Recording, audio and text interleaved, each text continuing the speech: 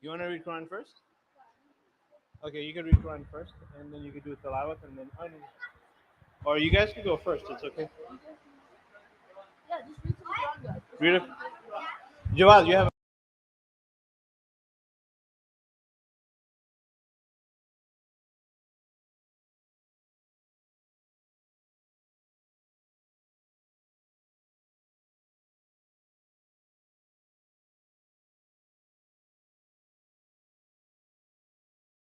Allahumma salli ala Muhammadin wa ali Muhammad.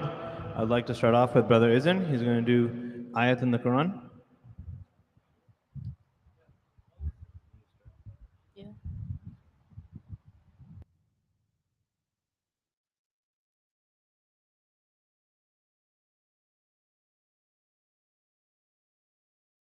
Yeah.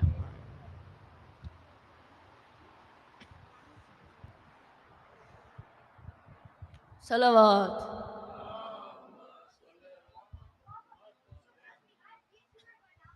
This is Surah Furqan. بسم الله الرحمن الرحيم والذين لا يشهدون الزور وإذا مروا باللغو مروا كراما والذين إذا ذكروا بآيات ربهم لم يخروا عليها صما وعميانا والذين يقولون ربنا هب لنا من أزواجنا وذريتنا قرة أعين واجعلنا للمتقين إماما أولئك يجزون الغرفة بما صبروا ويلقون فيها تحية وسلاما خالدين فيها حسنة مستقرا ومقاما قل ما يعبأ بكم ربي لولا دعاؤكم فقد كذبتم فسوف يكون لزاما صدق الله العلي العظيم.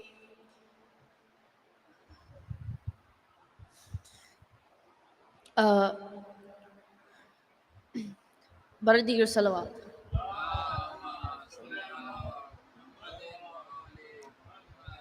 Okay, so this is a Farsi kalam that is about, it's a tafsir of an ayah, the Surah Insan, and an ayah in Surah Nisa. ويطعمون طعامه سفره ما بدون شامه فقیر مددر خونه فقیر که کسی نمیبونه یتی کنون سهم کریم و یتی کنون سهم حسینه تنفق مما تحبون اینم غذای زینبه خدا راضی حسن راضی خدا راضی حسین راضی خدا راضی حسن راضی خدا راضی حسین راضی علی جان سفره عشق تو این خونه تو میبازی علی جانم علی جانم علی جانم علی جانم علی جانم علی جانم علی جانم علی جانم و یطعمون طعامه سفره ما بدون شامه یتیم آمده تو از درده مباد بسته خالی برگرده درستی که خالی سفره درستی که نونم نداری تسایی تو گسر ماست چیزی تو خونه کم نداری چیزی تو خونه کم نداری خدا مهرت رو تو قلبه شبیه آیه نازل کرد خدا با تا امام من برام نعمت رو کابر کرد برام نعمت رو کانم کرد علی جانم علی جانم علی جانم علی جانم علی جانم علی جانم علی جانم علی جانم و یطعمون طعامه سفره ما بدون شامه اسیر اومده دلش خونه ولی گرسنه که نمیبونه خدا کنه که هیچ اسیری به جایی بی قضا خصوصا اون بچه یتیمی که میخوابه کنج میرونه 3 سالم دختری مجروح 3 سالم دختری پیره رو کنه شایز پنجه رو دستا سای زنجیره حسین جانم حسین جانم حسین جانم حسین جانم حسین جانم حسین جانم صلوات.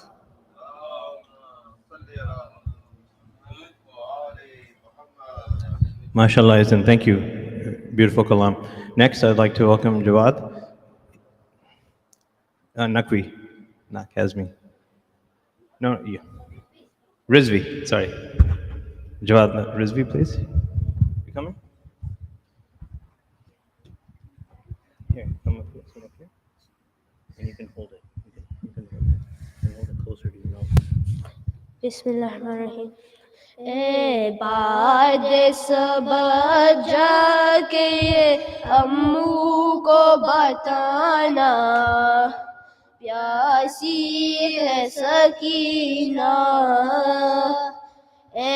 بعد صبح جا کے یہ امو کو بتانا پیاسی ہے سکینہ یاد آئی سکینہ تو چچا لوٹ کے آنا پیاسی ہے سکینہ اس چوٹ سے سن میں یہ ستم میں نے اتارے اللہ کسی کو نہ یتیم سا بنائے خود اپنی لہو میں کوئی بچی نہ نہائے میں تم کو بلاتی رہی تم بھی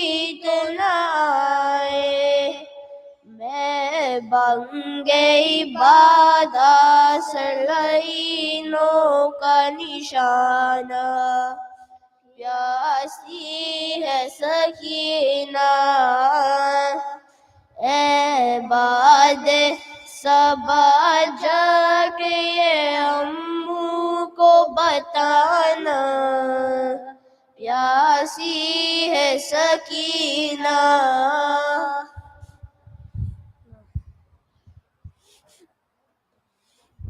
MashaAllah, Jawad Rizvi. Beautiful kalam. Next, I'd like to welcome Jawad. He's going to read another surah. صلوات.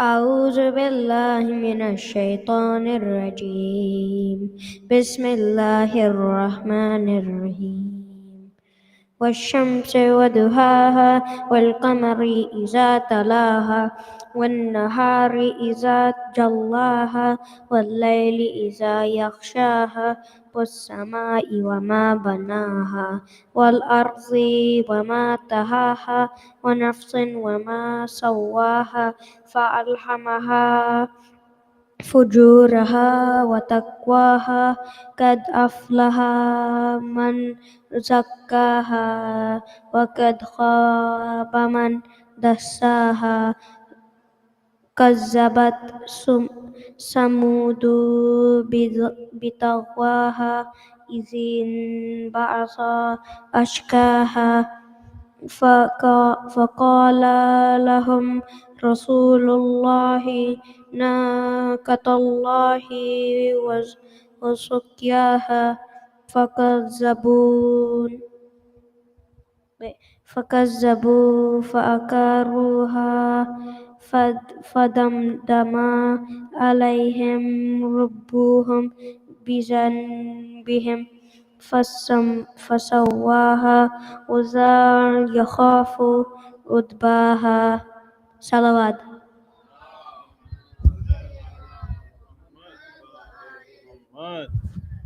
Thank you, Jawad. Next, I'd like to welcome Faris. Do we have Faris here? Sorry. No. I think you. I think you can come up. Faris, you can come up. All right. All right, Faris. Please recite source.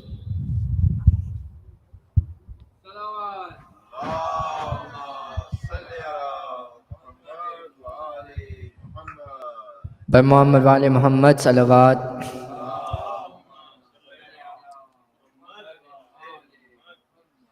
خاموش نہ ہو باپ سے باتیں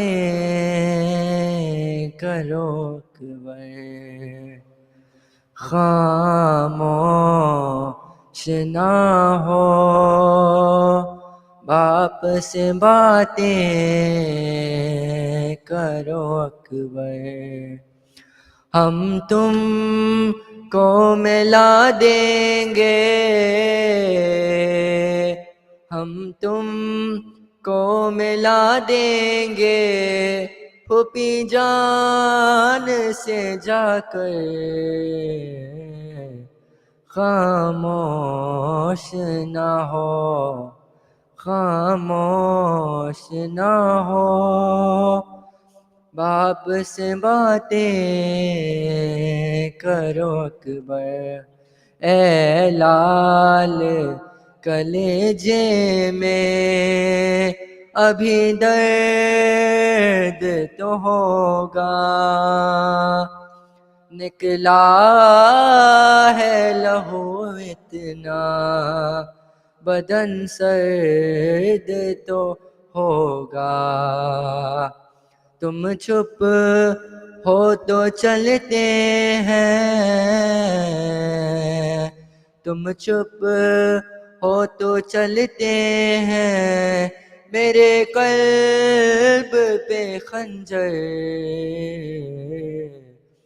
خاموش نہ ہو خاموش نہ ہو باپ سے باتیں کرو اکبر.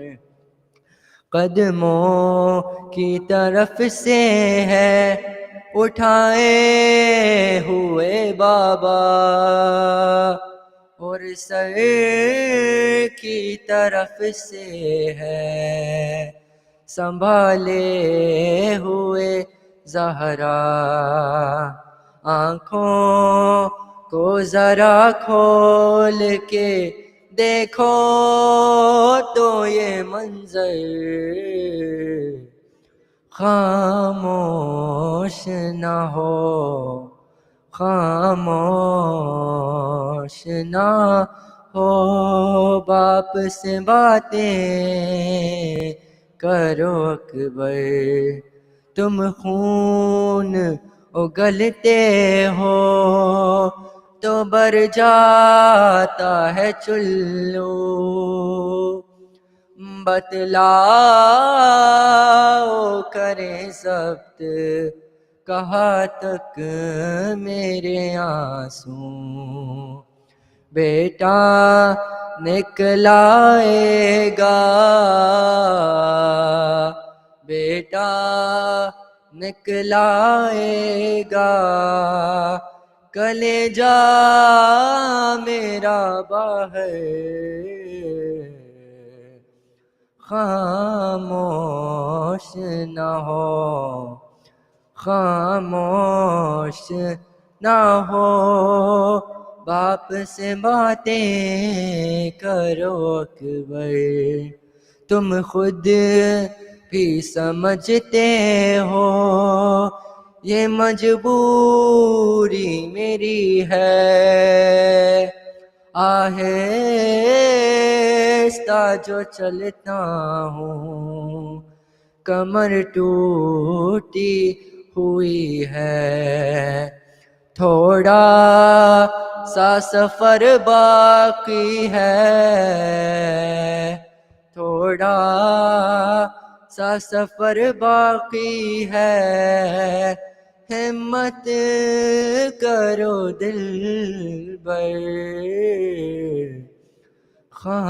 خاموش نہ ہو خاموش شنا ہو باپ سے باتیں کرو اکبر ہم تم کو ملا دیں گے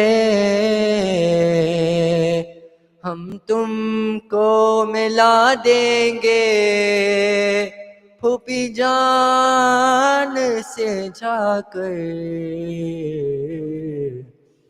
خاموش نہ ہو خاموش نہ ہو باپ سے باتیں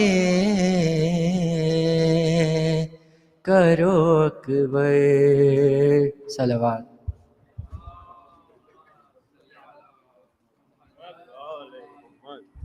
Thank you, Faris. Beautiful kalam. Next, I'd like Fakhr to come up. Please recite Sos.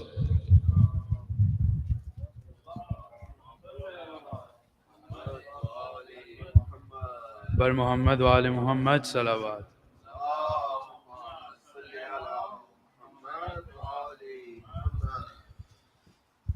کہتی تھی اے ماں خون بھری میت سے لپٹ کر کہتی تھی اے ماں خون بھری میت سے لپٹ کر ہائے ہائے علی اکبر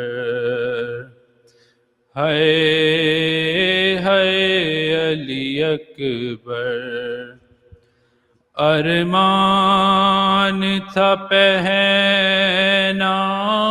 گی پوشاک شہانی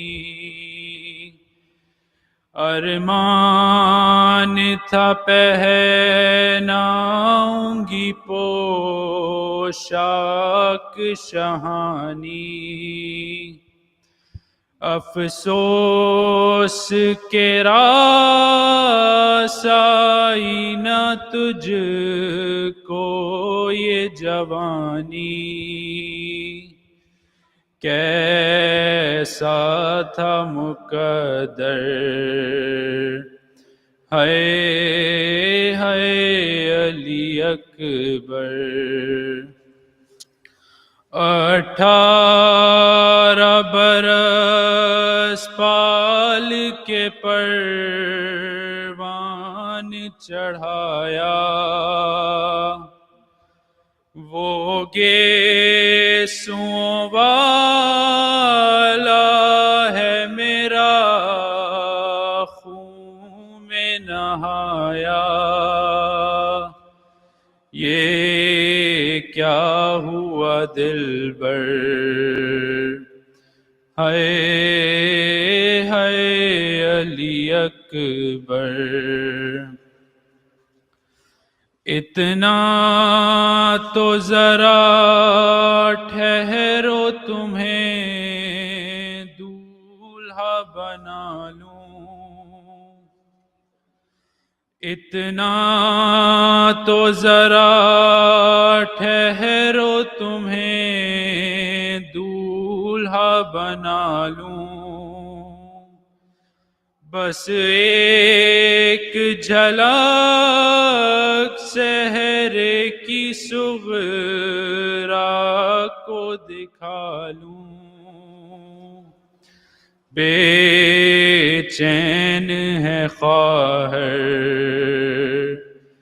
ہائے ہائے علی اکبر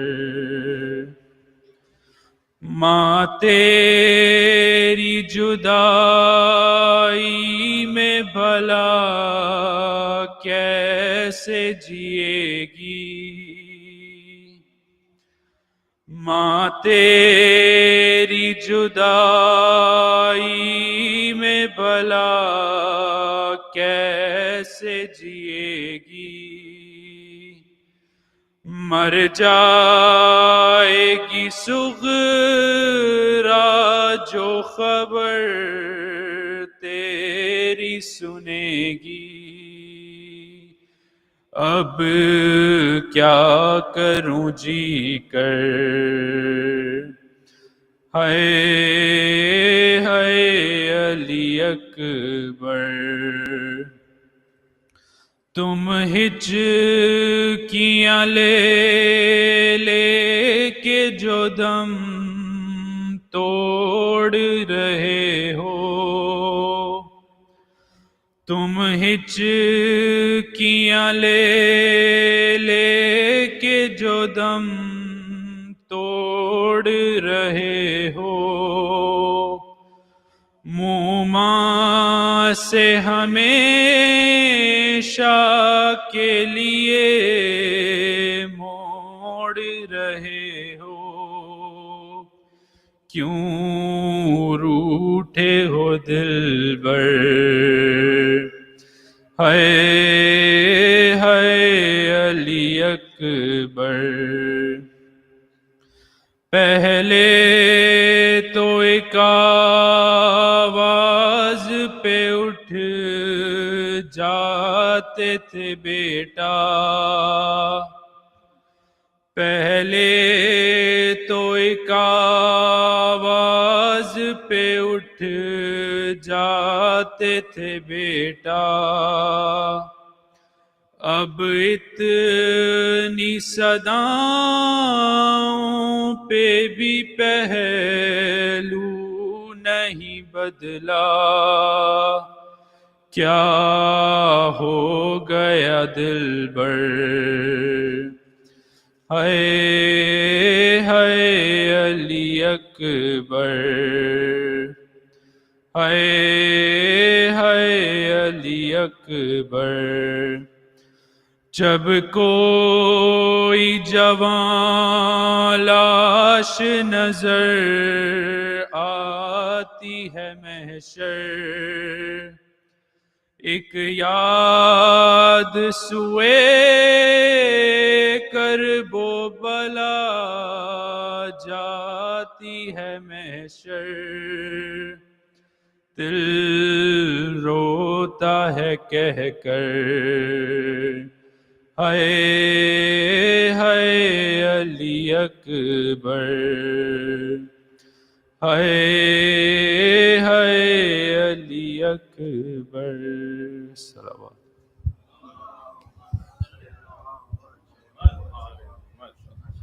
Fakhr, beautiful recitation. Thank you. Next, I'd like to welcome Ayan.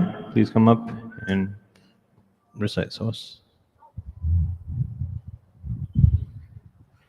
صلوات۔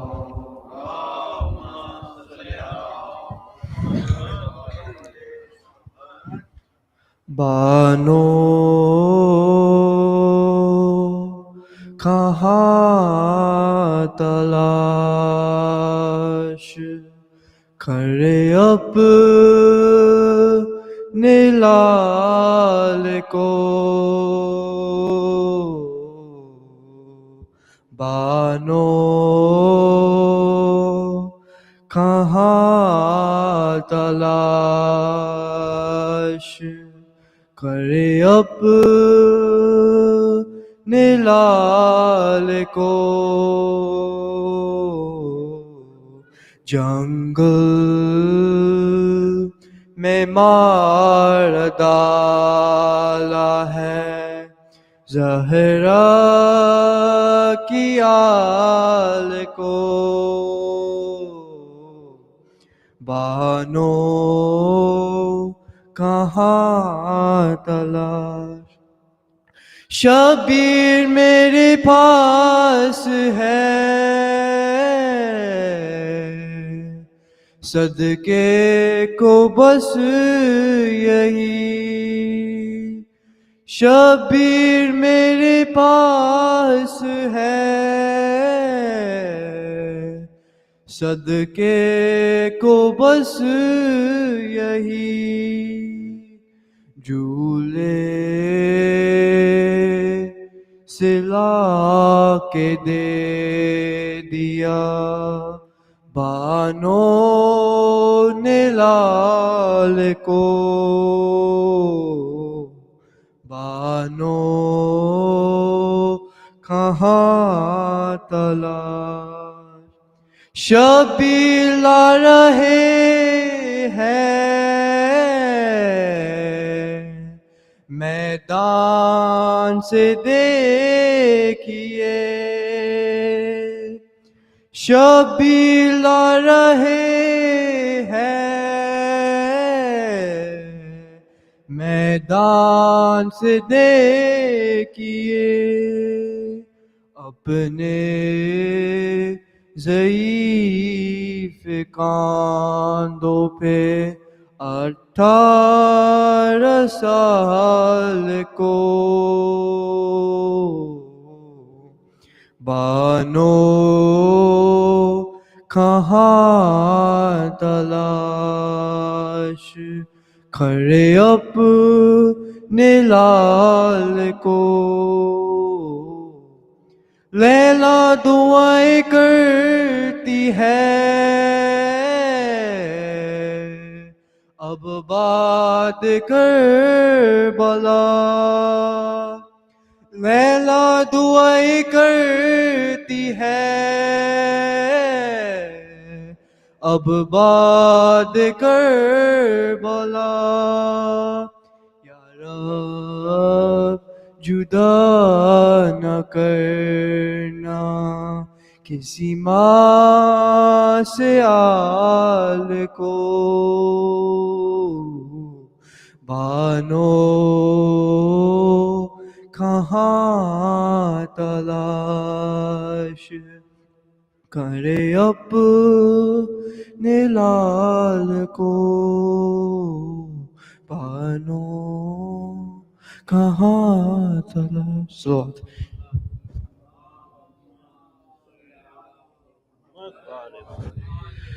Thank you, Ayan. Beautiful recitation. Next, I'd like to welcome Asad to the member, please. Please recite Sos.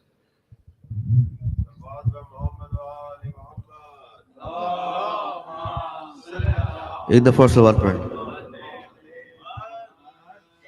ایک دفعہ سلوات پڑھ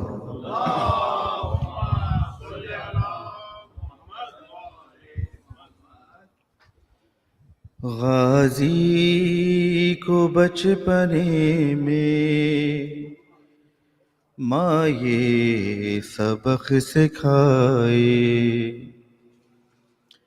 غازی کو بچپنے میں ماں یہ سبق سکھائے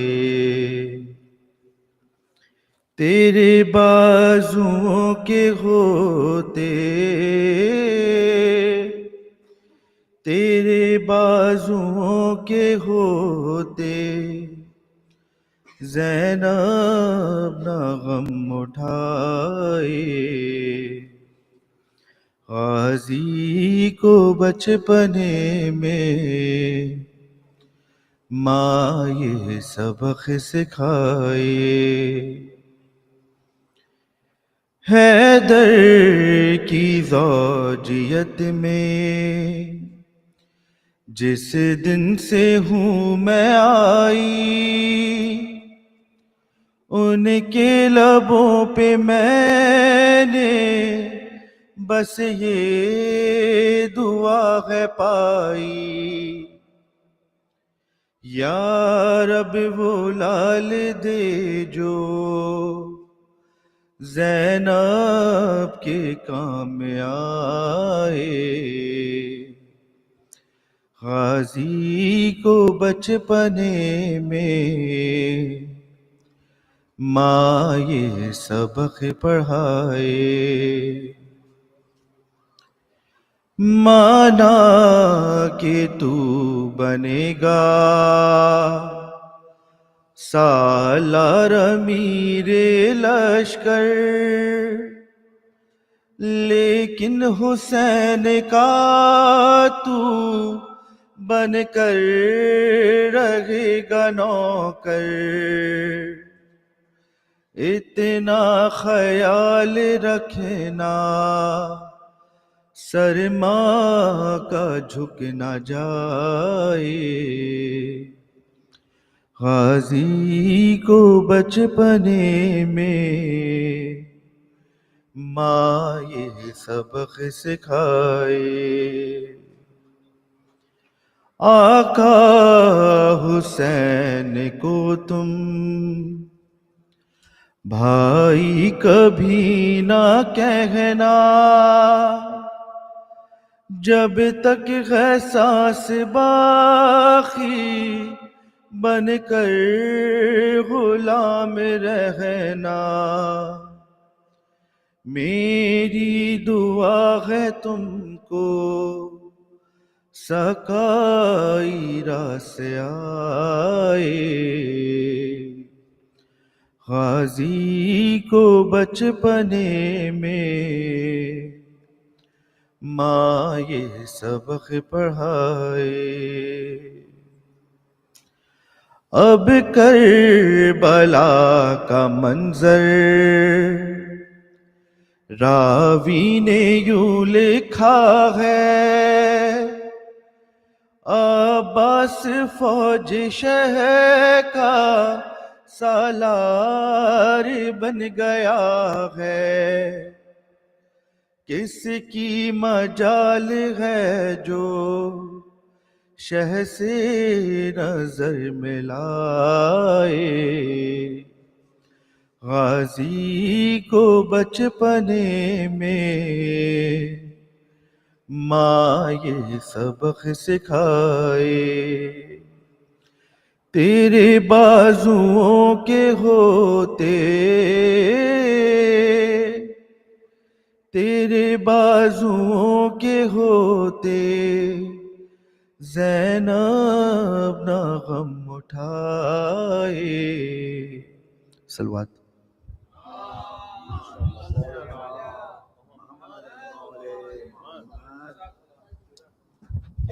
Thank you, Asad. Beautiful recitation. All right, I think we can commence tonight's program. I'd like to welcome Dr. Shabbir Kirmani to the member, please. Loud salvat. Allahumma salli ala Muhammadin wa ali Muhammad. And I'd ask everyone to please move up. There's a lot of room here. A lot of people come in late. So everyone, please inch forward, please. There's a lot of room over here.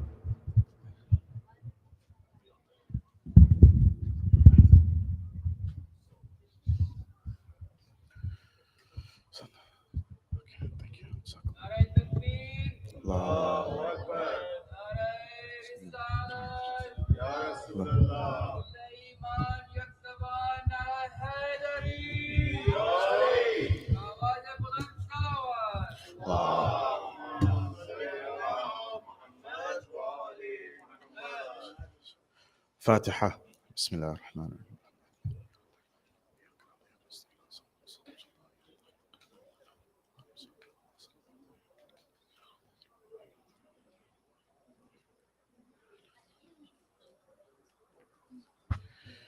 أعوذ بالله من الشيطان اللعين الرجيم بسم الله الرحمن الرحيم فوضوا أمري إلى الله إن الله بصير بالعباد ولا حول ولا قوة إلا بالله العلي العظيم حسبنا الله ونعم الوكيل ونعم المولى ونعم النصير والصلاة والسلام والتحية والإكرام على الرسول المسدد المصطفى الأمجد المحمود الأحمد الذي سمي في السماء بأحمد وفي الأرض بأبي القاسم محمد اللهم صل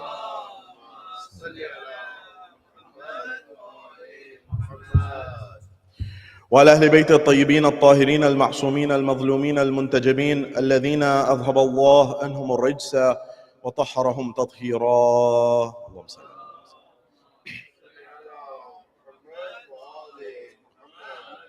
وقل رب اشرح لي صدري ويسر لي أمري واحلل عقدة من لساني يفقه قولي أما بعد قال الله تبارك وتعالى في كتاب الكريم بسم الله الرحمن الرحيم إن الدين عند الله الإسلام صدق الله العلي العظيم صلوا على محمد وآل محمد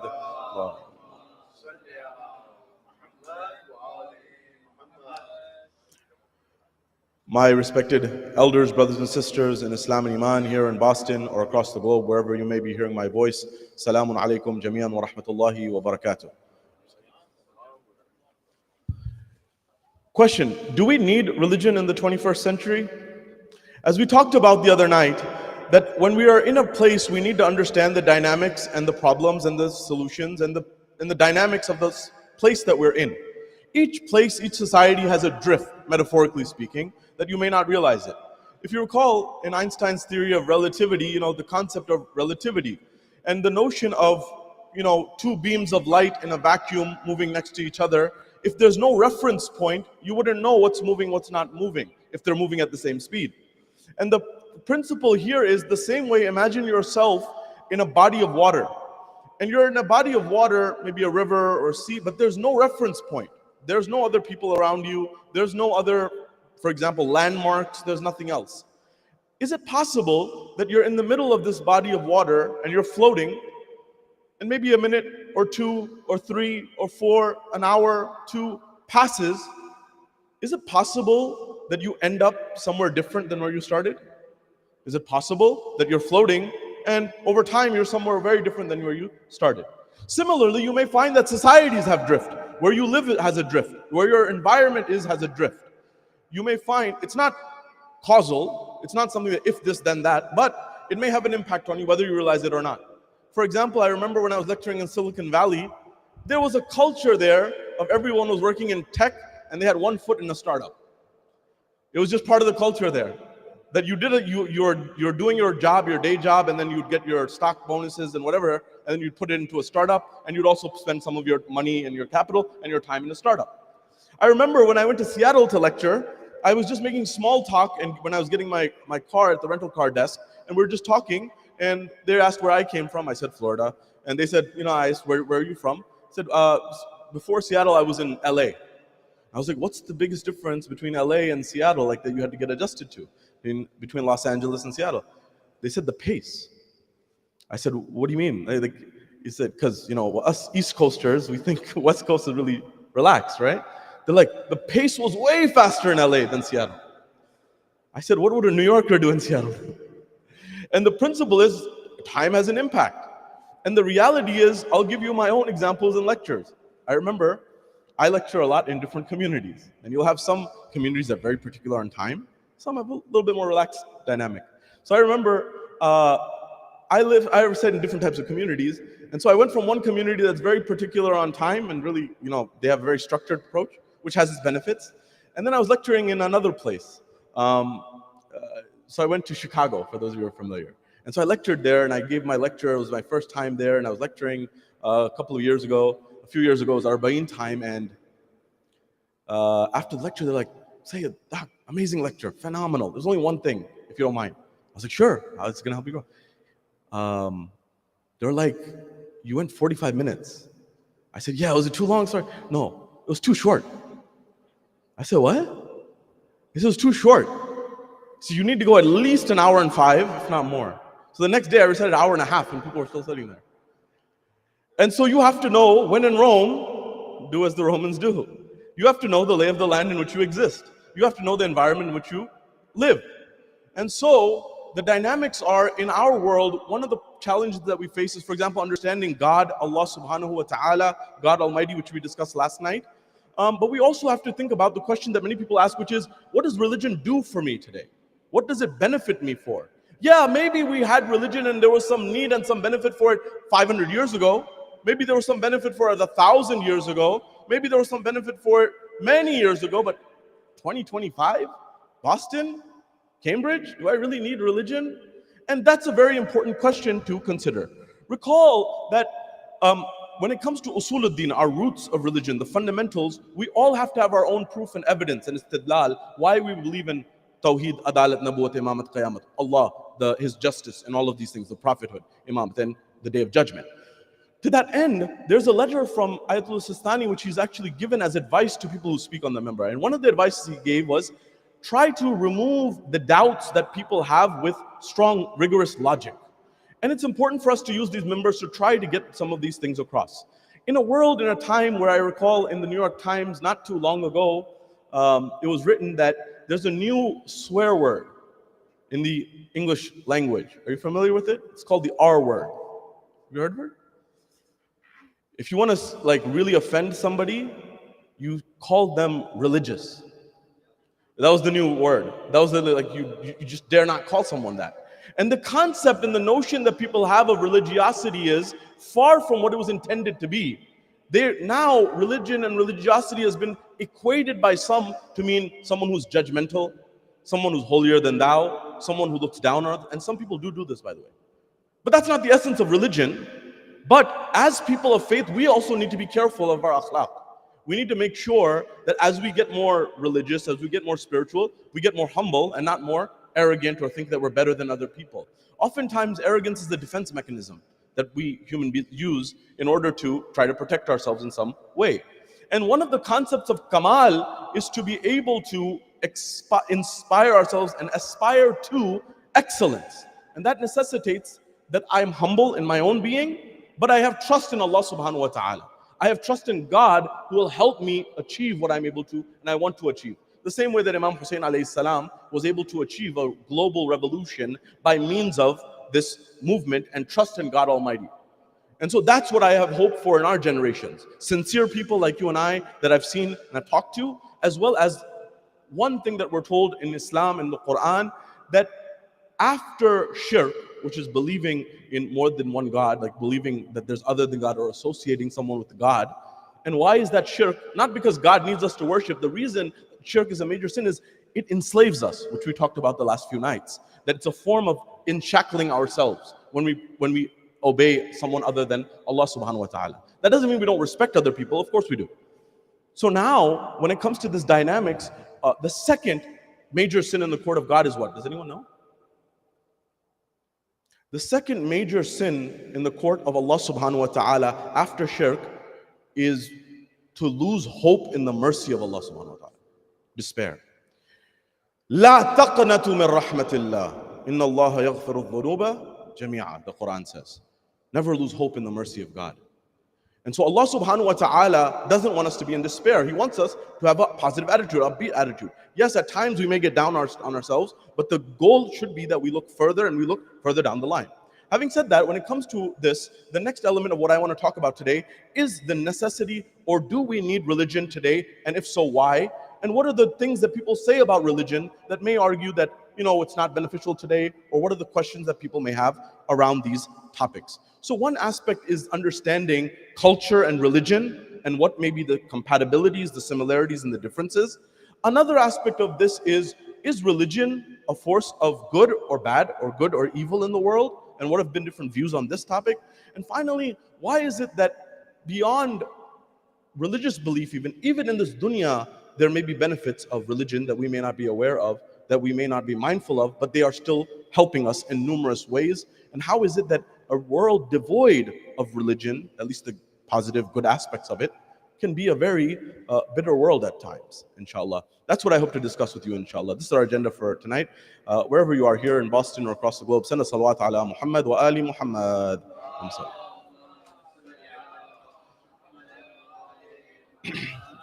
At the first level, you have to understand the dynamic. Sometimes we come midstream and we don't know what's happening, and we start judging things. We become ethnocentric, for example. I remember one of my professors once told me he had gone to Japan.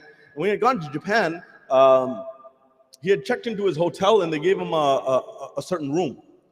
And he put his bags into his room and then he just stepped out of his room, and then he came back and his bag was gone.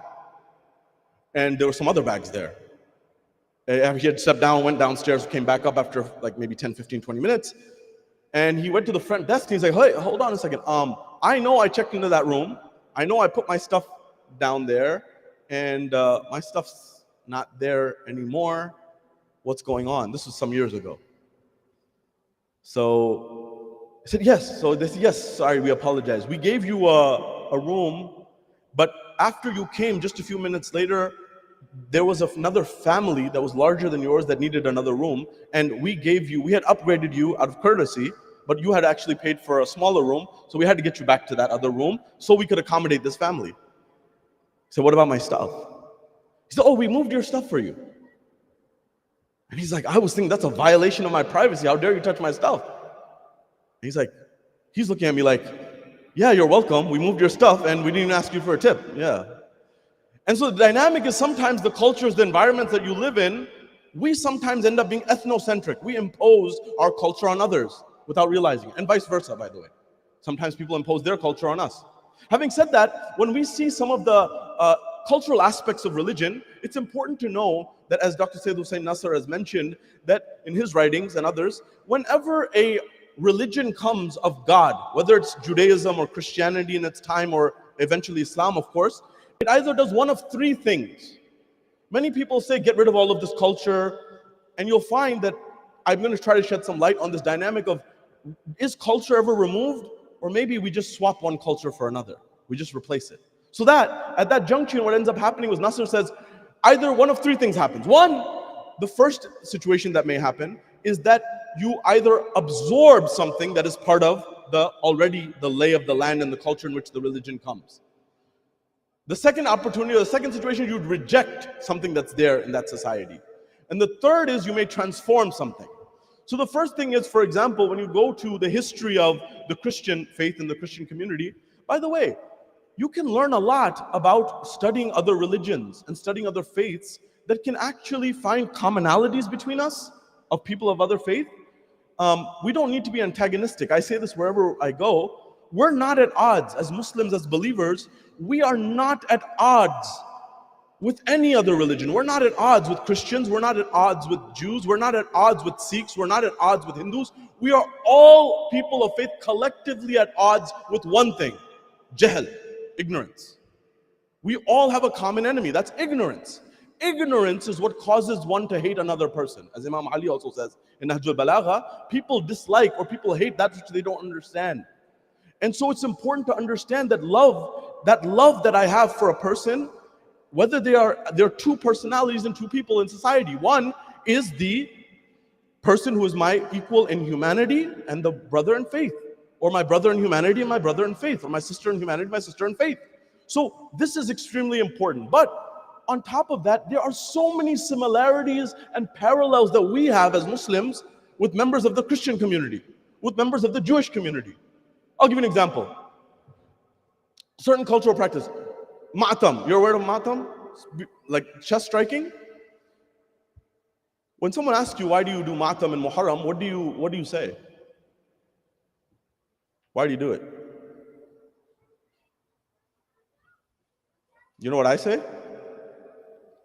I say I do what, depending on who I'm speaking to, but I do it because the Bible says so. Say what? You know, if you read the Bible, it may solve a lot of your problems. Luke 23:48. Check it out. Luke 23:48, it says the people saw the crucifixion of Jesus. And when they saw the crucifixion of Jesus, they wept and they beat their chest. Till this day, if you go to the Bible, you'll see an asterisk next to it. In the footnote, it says, why did they beat their chest? Because it says this was an ancient practice of mourning. Knowledge removes the shackles of ignorance from your life. This is why the Ahlul Bayt indicated these things. We sometimes don't. Our own friends who may be Christians may not know this passage of the Bible. They may not know this verse of the Bible. Luke 23:48. And you and I may be saying, and we may be trying to justify something or trying to say that we should get rid of all of this, when in reality, this may be a common bridge between us and our Christian neighbors. So the reality of the matter is, we believe in Isa alayhi salam. They believe in Isa alayhi salam. We believe in God, in the truth. And now granted, there's a Western form of Christianity, there's an Eastern form of Christianity. But just because we don't understand something doesn't necessarily mean that thing's wrong. But it also doesn't necessarily mean it's right. It needs to be investigated. So now comes alam, taziyah, ziyarat, a lot of these signs and symbols that you see. I'll come to that in a moment, but Nasr says three things: either accept, reject, or transform. He says, for example, when society was going from Jewish to Christian, when Christianity came, there were certain things that were accepted, there were certain things that were absorbed, there were certain things that were rejected, and there were, for example, other things that were, transformed.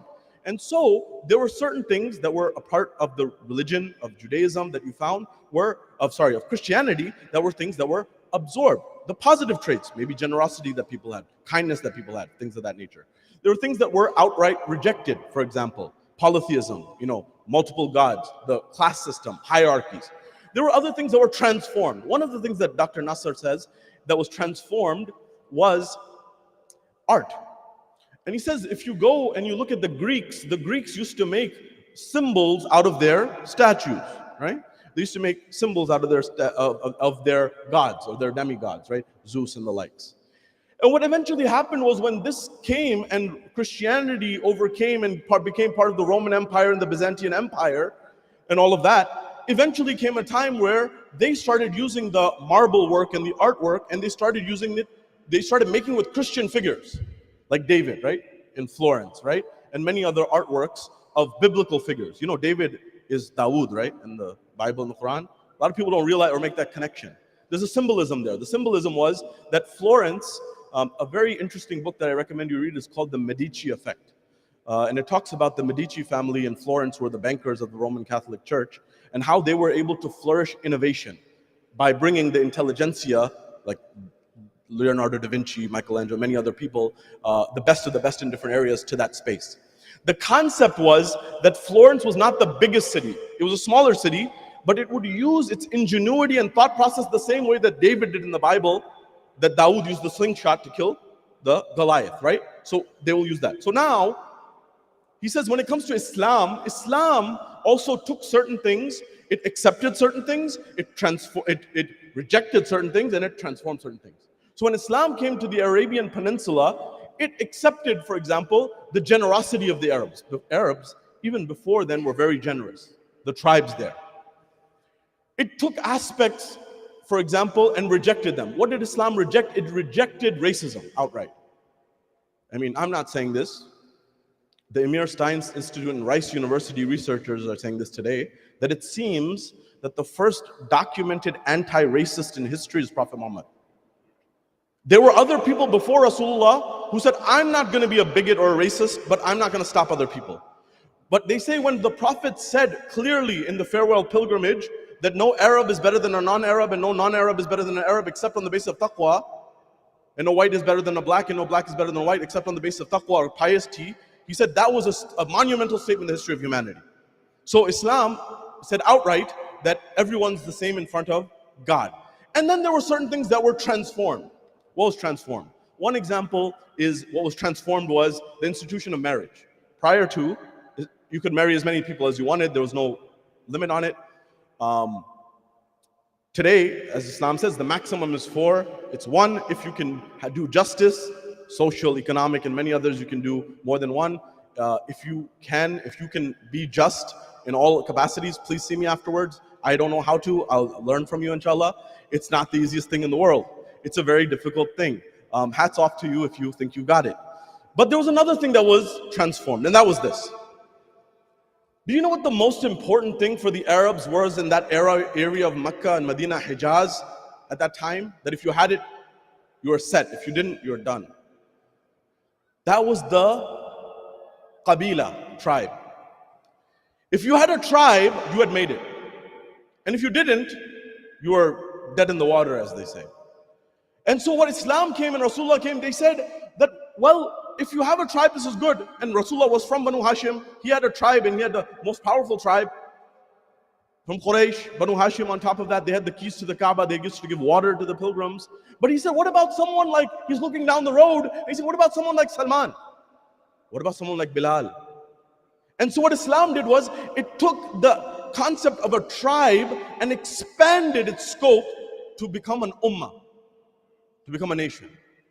So no one is left without a tribe. No one is left. In fact, if you want to know how broad Islam is, if you read the Constitution of Medina, the first charter, you'll find of the Islamic Empire, you'll find that Jews were part of the Ummah in the Constitution of Medina. What? What Islam have we heard about? What Islam have we understood? What Islam have we read about? How broad was the perspective of tolerance of Islam? So now comes the question about, is all culture good or all culture bad? Well, you have to look at why things are there. I'll give you an example. Why did these alams emerge? Why did these taziyas emerge? There's a poet who says a beautiful line which helps us maybe shed some light on this. Dasht ko lahu dekar kya se kya bana dala. Manzar Bhopali. Dasht ko lahu dekar kya se kya bana dala. कैसे कैसे जर्रों को आईना बना डाला और रोज रोजाए शह पर कैसे हाजिरी होगी, रोज रोजाए शह पर कैसे हाजिरी होगी, हसरत जियारत ने ताजिया बना डाला, हसरत जियारत ने. The poet here is saying that how are you going to go for the ziyarah of Imam Hussein, of Imam Ali, of the Ahlul Bayt every single day, especially if you're living in a place like the subcontinent?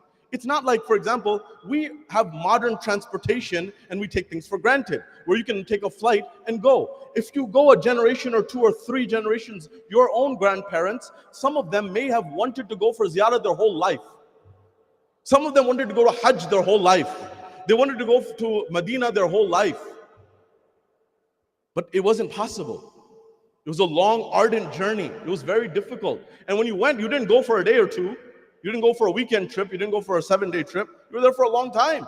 Sometimes it took you 6 months to get there. If you went back 100 years or so, it took you 6 months to get there, and you stay a good bit. So it was a long, ardent journey. But you still wondered why. The question was, why is someone in Iraq? Why is someone in Najaf? Why is someone in Iran should have that opportunity, and I'm not having that opportunity? So the intent was that I have a connection that's before me. Intent is good, but at the same time, it needs to be investigated. Is the intent the same and the understanding the same? Allow me to explain. I'll share a story with you I think that may allow this to land. I was talking to one of my friends who's the president of a community, pretty sizable community, I won't exactly mention where, and I talked about how we have to understand the culture, the dynamics, and the environment that we live in. And I was giving examples, and he said, I need to share something with you afterwards. So he said, I talked to him, we're close, so I said, yeah, what was it? He said, you know, I had to share something that really resonated about this. We were doing, you know, the spring cleaning of the masjid, of the mosque. You know, some places do like once a year, twice a year, whatever, like a cleaning. So there's a cleaning committee that was put together, they're working together, and they were working to clean the masjid, the imambara, and cleaning all of those, making it nice. So then what happened at that junction was, they were there, and sometimes they had the alam, the tazi, and all of these things that were not in full form. They were just, elements of it. Like for example, an alam, it has the stick, it has the flag, it has the, other aspects. So they may be put separately. So there was one elderly aunt, one of our mothers or aunts, she was telling him, now he, to understand his demographic, he's like upwards of 40, he's been born and raised in the US, he's religious, spiritual, all of that, but he's grown up here. President of the community, but a very good person, great person, as was everyone there. Now, the elderly aunt or mother says, Beta or son, can you please pass me the stick?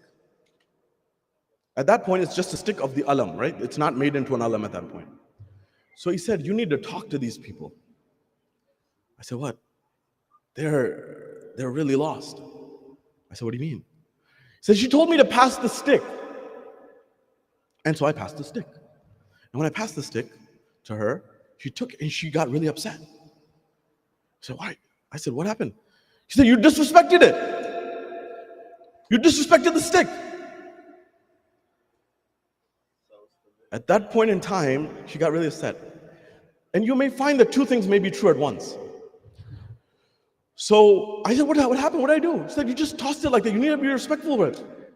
Don't do that, please. And she was saying it also politely, correctly. And so the other person was like, so my friend saying that, look, these people are doing idolatry, shirk. What's wrong with them? They're just a stick. They're making a big deal out of it. And I said, perhaps you need to rethink this.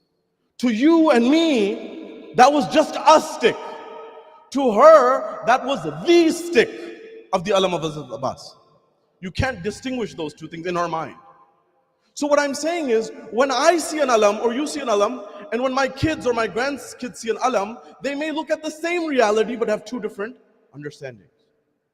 Same thing in front of you and I, but what they see and what we understand and envision may be very different.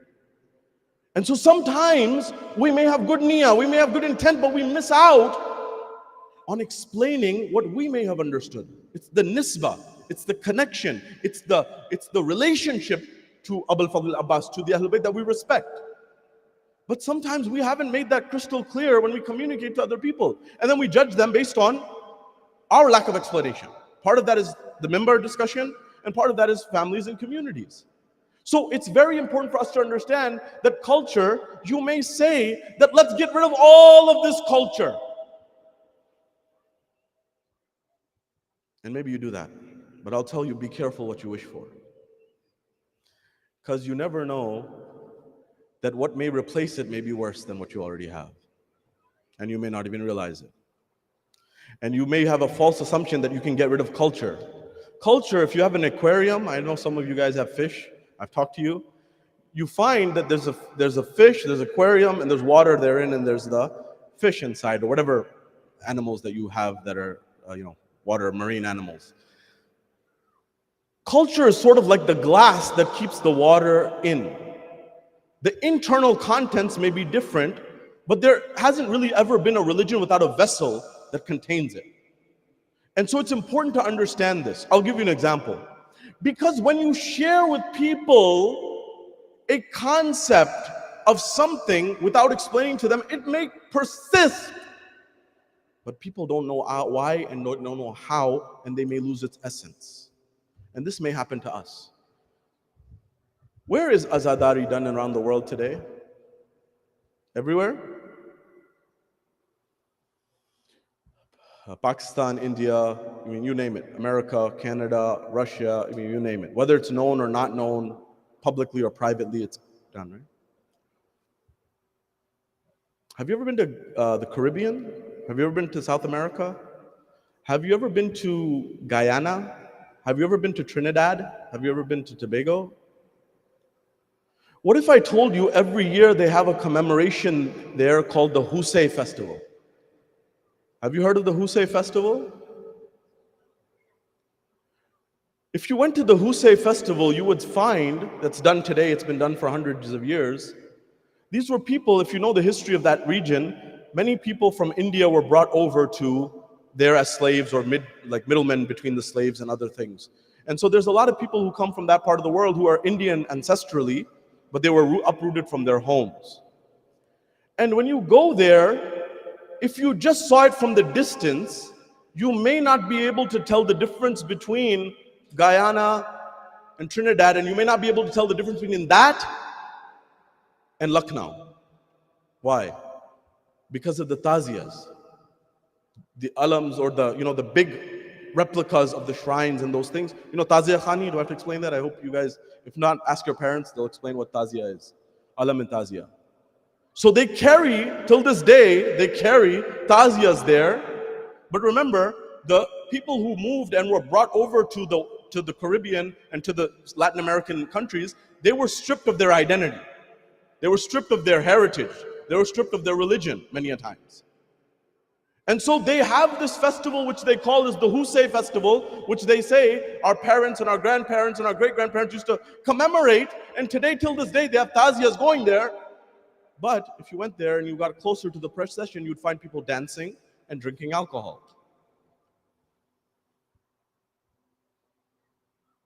And when you do the research, you'll find that Husay actually comes from Hussein.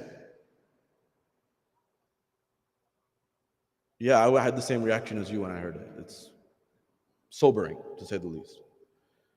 And the reality is, we have to learn lessons. I'm going back full circle to what Imam Ali said in Nahj al-Balagha. He says, my son, his wasiyah, his letter to his son. He says, my son, learn from the pages of history. The smart one is one who learns from their mistakes. But the smarter one and the smartest one is who learns from others' mistakes. And so I say this with love and compassion, but I also say this as a realist and a pragmatist, that we need to figure out what needs to be done. And that means we have to create a culture, you and I together, where we have poetry in, it could be whatever language, it could be English, Spanish, the whole nine. We also have to create a culture of traditions and customs that are good, that are positive, that we understand, that are part of who we are. Otherwise, we may pay for these, the ramifications of what's going on. And the history is in front of you and my eyes. So now, that's the first aspect, is culture. Number one. Second question. Karen Armstrong says, the same author who I've been referencing in the last few nights, I'm referencing her because it's supposed to be even grounded. She's not a Muslim, right? She talks about religion and faith and also the positives of religion generally. And she said, every time I get into a cab in London, in London they have those black cabs that are look like kind of like a SUV or a crossover or whatever they are, right? And so So every time I get in a cab, the first thing someone asks is, what do you do? The cab driver. And I say, I'm a writer. So what do you write about? I write about religion. And they all say, religion. It's the biggest cause of violence in the history of man. We could do better without it. We could do better without it. Now, this isn't a question that you can just brush under the rug and take for granted. We need to answer this and look at it practically and pragmatically. And she's written a book which I invite you to read. It's a dense one, but that's the thing. We live in a world where we want espresso shots of answers. You ever, espresso machine, you ever gone to get like a coffee? And they just like give you 2 shots right out the door and get me my energy and get out the way? Answers don't always work like that, especially for complex things. Yeah, doc, hey, teach me how to do, cardiovascular surgery, but you got 2 minutes to do it. Teach me how to do neurosurgery, but I only got 60 seconds. Similarly, we want answers to complex things, but anyways, she gave an answer. The book is called Fields of Blood. And she answered the question of religion and violence.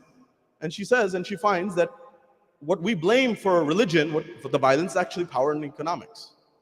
Anyways, she says, they ask me, why religion is the biggest cause of problems. So now I ask you, what does this imply? This implies, and no doubt, if you've read the history of Europe, the East, the West, you'll find that many people, and there was much bloodshed in the name of religion. The Protestants, Catholics, 30-year war, the 100-year war, you can go down the line. There was a lot of bloodshed that was done. The Crusades, for example, you can go down the line, Shia, Sunnis, how many Shias have been killed over the years? Go down the line, you'll find butchering, right? If you read a book called on Shia Identity by Sayyid al-Hakim, it's very interesting. You find that there were times in the history of Shias where if you go to, for example, the Ottoman Empire, in one day in the Ottoman Empire, 300 years ago to 400 years ago, 70,000 Shias were rounded up. 30,000 and then 40,000. 40,000 women and children were imprisoned and 30,000 men were killed in one day. If you go throughout the history, there's been a lot of bloodshed. If you read the history of Baghdad, New Baghdad, there was a time where they would not erect the walls in Baghdad until they drained the blood of a Sayyid Hassani in the cement. You and I, we use water with cement, right? They were using blood. Up until we have narrations that up until the time of the 7th Imam, there was a fragrance that used to come from the Sadat, that was from the line of Rasulullah. That Rasulullah used to have that fragrance. But there was a prayer of the Imam himself who prayed for this to be taken away, because it was a very clear identifier of someone's ancestry and all of that. They used to close the walls. In the groundbreaking ceremonies, a Sayyid, a Shia who was alive, they would suffocate them between the walls. I'm saying this to understand what toil this faith has gone through to come to you and I. Not to demoralize you, but to realize it's really a miracle. And so one thing to really consider is how valuable that love is. So now, when it comes to Karen Armstrong, one thing that we need to think about is religion the number one cause of violence? Well, what that implies is, if I remove religion, then there shouldn't be any more violence. If religion is the number one cause or the main cause of violence in the world, well, removing religion should reduce violence. And what's the answer to that? The 21st century. The Bolsheviks in Russia, World War I, World War II, Hitler. You go down the line, the Cold War. Up until this day, you'll find the dynamics, something is replacing something. In fact, the basis of the communist movement was removing religion altogether, which caused bloodshed in itself. Maoist China, for example, how many people were killed? And so the idea and the concept is, these concepts may be politics, they may be economics, they may be other factors which are just being in the garb of religion. It's not that religion's the problem in and of itself. So now comes this notion of, for many people, and the vast majority of people, religion's actually a force for good in their life. Whether that's Dr. Martin Luther King, his religion inspired him as a pastor, as a reverend, to do good and make the world a more just place, or whether it's Muslims, for example, or Christians, or people of faith, or Jewish faith. Even today with the crisis in the Middle East, some of the most adamant voices against the oppression are Jewish voices, are they not? Are they not the likes of Dr. Norm Finkelstein, the likes of Dr. Noam Chomsky, the likes of, you go down the line. Jeffrey Sachs. These are people who are from the Jewish faith, but they are being honest in their approach to what's going on. So when it comes to these dynamics, it's very important for us to consider and be fair and balanced. So religion is not, yes, people abusing religion has been a problem. But in and of itself, we can't throw the baby out with the bathwater, as they say. And the concept is you can't remove the good. The religion also inspires people to be charitable. It inspires people to be affectionate. How many physicians does it inspire to do pro bono work without any expectation of return? How many lawyers does it inspire to do these things? How many people does it inspire to bring out their best? Even look at the zikr of Imam Hussein. How much charity, how many sabils, how many things are done in the name of Imam Hussein? So this is something that needs to be considered. So now the third element, which I'm coming to and drawing to a conclusion here, is there may be another reason that you and I need to consider the importance and the vital nature of religion, particularly in the 21st century. There's a person and there's a man and there's a name I want you to never forget. His name is Emil Durkheim. If you've studied sociology, he's one of the fathers of sociology, along with Weber and others. And he, interestingly enough, was educated at the same place that I mentioned a few nights ago, where Teddy Roosevelt gave his same famous speech, Citizenship in a Republic, which had the man in the arena speech in it, the Sorbonne in France. The same place where Dr. Ali Shariati studied as well. The University of Paris is colloquially known as the Sorbonne. This person's name was Emil Durkheim, and he was of Jewish background, and he taught at the University of Paris, the Sorbonne. And he wrote a book in 1897, coming up on 110 years or so, 1897. The book is called The Suicide. And he observed something very interesting 100 and almost 10 years ago, 108 years ago, when he wrote this book. That is as true then as it is now. And so, as a sociologist, sociology, as you know, is the systematic study of society, right? You try to take a lens to try to study society in a way that is systematic, more rigorous, and more structured. So he was looking at industrialization. He's looking at 1850s, 60s, 70s Europe. He's in France, and he's looking at Europe, which is going through a transition in front of his eyes. What is the transition that Europe is going through? And he's looking at these countries such as Italy, such as France itself, such as England, and such as Holland, or the Dutch, Netherlands. And at that time, Europe is going through what's called the Industrial Revolution. Europe is going from an agrarian, farming-based society to an industrial society. Stay with me here. And as it's going from a farming society to an industrial economy, industrial society, he's looking at Italy, he's looking at France, and he's looking at England, and he's looking at Holland. So in particular, he's looking at the three being Italy, England, and the Dutch, Netherlands. At that time, the most agricultural, least industrial was Italy. The most industrial and least agricultural was Holland, the Dutch. And in the middle was the British, the English. And he found a very interesting relationship between industrialization, or the rise of industrialization, and another factor in society.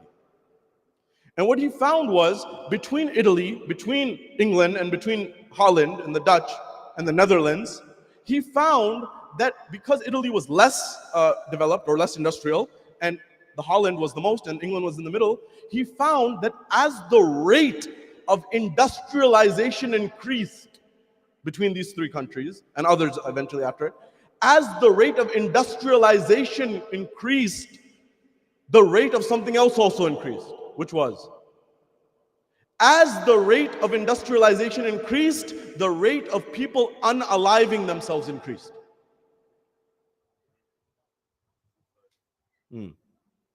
Which is still true today, by the way. The more developed an economy is, the more prone it is to people unaliving themselves. Why? I thought money equals happiness. I thought prosperity and having all the bells and whistles would be good. How is it that we live in the wealthiest era in human history, at least if you look at Wall Street and the trillions of dollars that we've generated, maybe in the air, but It's there. And we're still not happy. So now, Durkheim didn't stop there.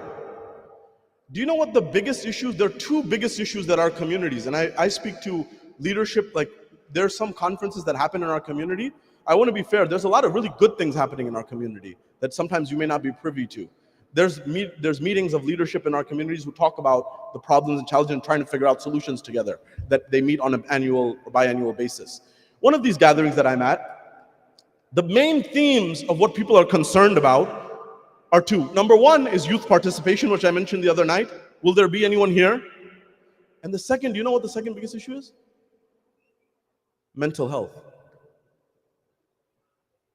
We are living in a time where the technology, the world around us may not be designed for us as human beings. I was listening to a TED Talk and it was saying that we're living life at the speed of computers, and we weren't necessarily intended to do so. And that's something that's concerning. And it also may lead us to be unhappy. So now, keep that on ice.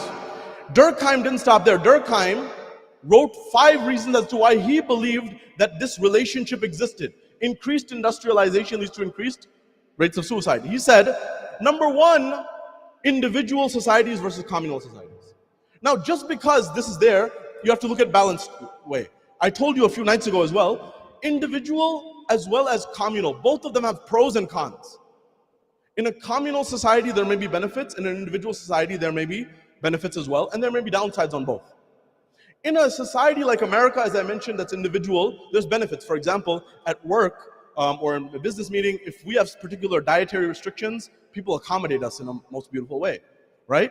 That's part of individualism. Your individuality should not be compromised, right? And in other parts of the world, for example, communal societies may say, no, this is what we have to eat. You want to take it, don't, move on. Other sides are there as well. Individual societies often tell people to maximize your potential as an individual, which means that if I have to move from continent to continent, city to city, and sometimes we get scattered all over the world, so be it. I need to maximize my potential individually. This may have an impact on family structures, on relatives, on many other factors. You know, I remember I said a couple of nights ago that Karen Armstrong told me, like, and many philosophers said that we're still slaves. We're just economic slaves. Poet says a beautiful line in Urdu, Iftikhar Arif. He says, Shikam ki aag liye phir rahi hai shahr ba shahr. Shikam ki aag liye phir rahi hai shahr ba shahr. Sage zamana hai, hum kya, hamari hijrat kya. That we're going, like, you know, from place to place, just seeking our livelihoods. What is my movement? What is your movement? The reality is we're still shackled by those things.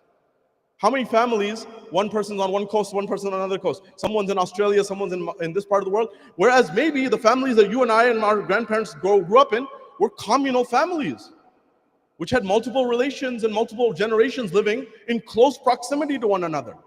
Maybe that has some benefit that we haven't thought about. Yeah, maybe there's some benefit to going to Harvard and MIT. Go there if you get in. Don't not go in. But at the same time, there may be a downside. You know, side effects? There's side effects in life.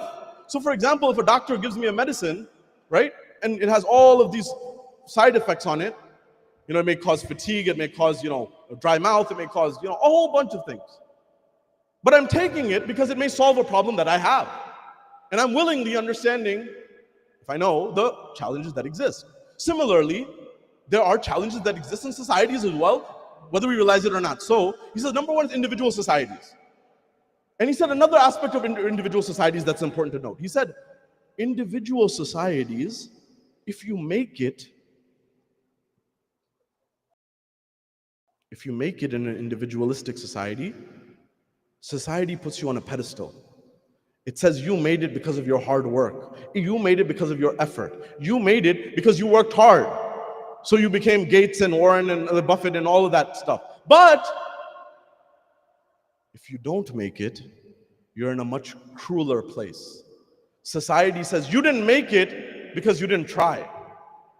Is that always true? You know, Buffett himself, the richest man in the world, time and time again, had he not given away in charity so much, he would have been way beyond everyone else, right? Anyways, he himself says, you know what the biggest factor of my success was? His words, I'm quoting. He said, I won the ovarian lottery. I was born where I was born, into the family that I was born into, as a white male in America in the era that he was born into. That can't be neglected. And then on top of that, there's a lot of luck. For every Steve Jobs, for every Bill Gates, how many are there who didn't make it? If you go to Silicon Valley, the graveyards of Silicon Valley are packed with people who worked very hard, who worked very diligently, who worked very night and day, but their companies didn't make it. Ask any VC fund, how many make it and how many don't, right?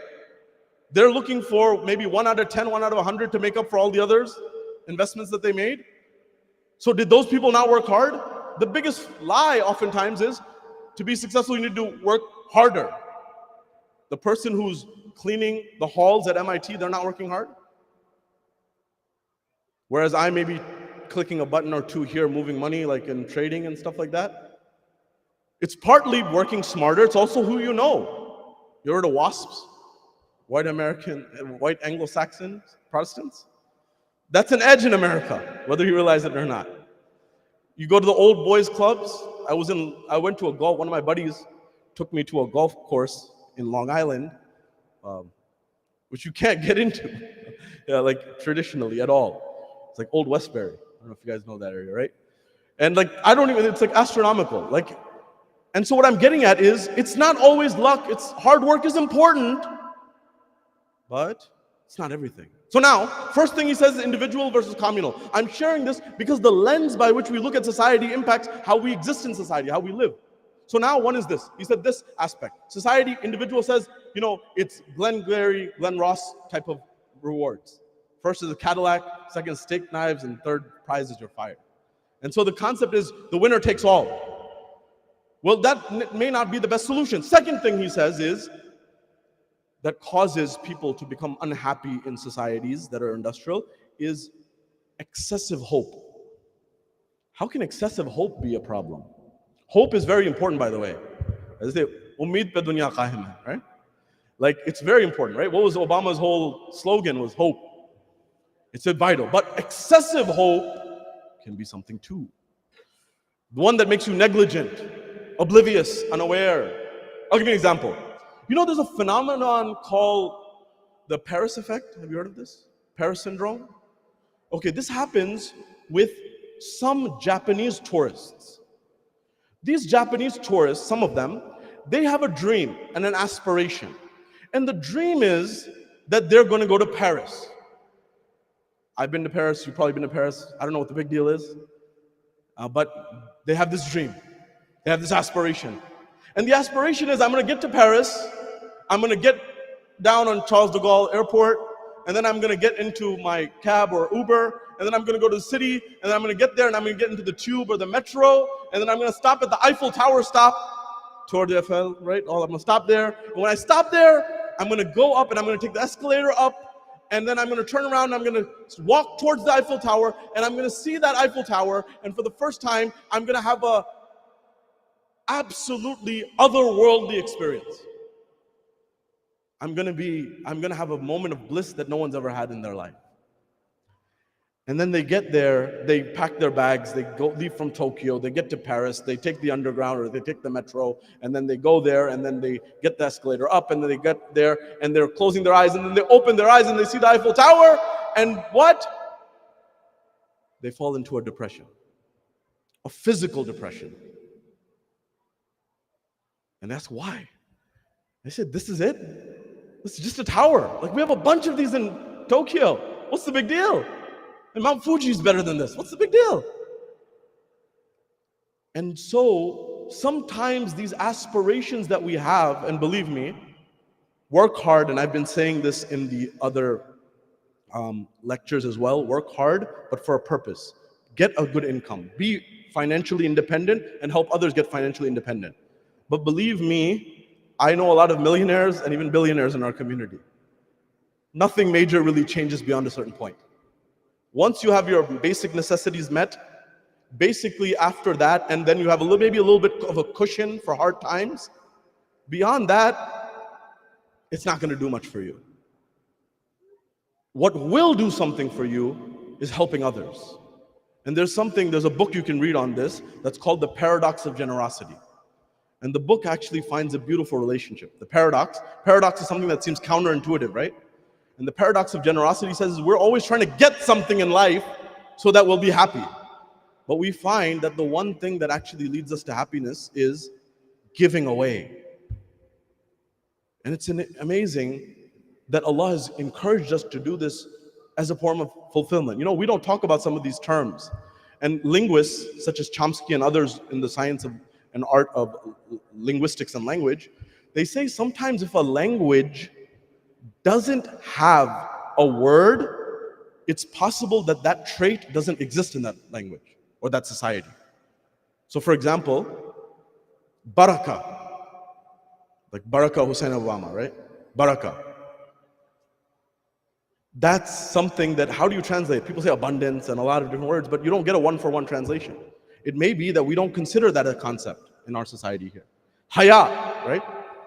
It's a very difficult one-to-one translation into English of it. Now, there may be words in English that are very difficult to translate in other language, definitely.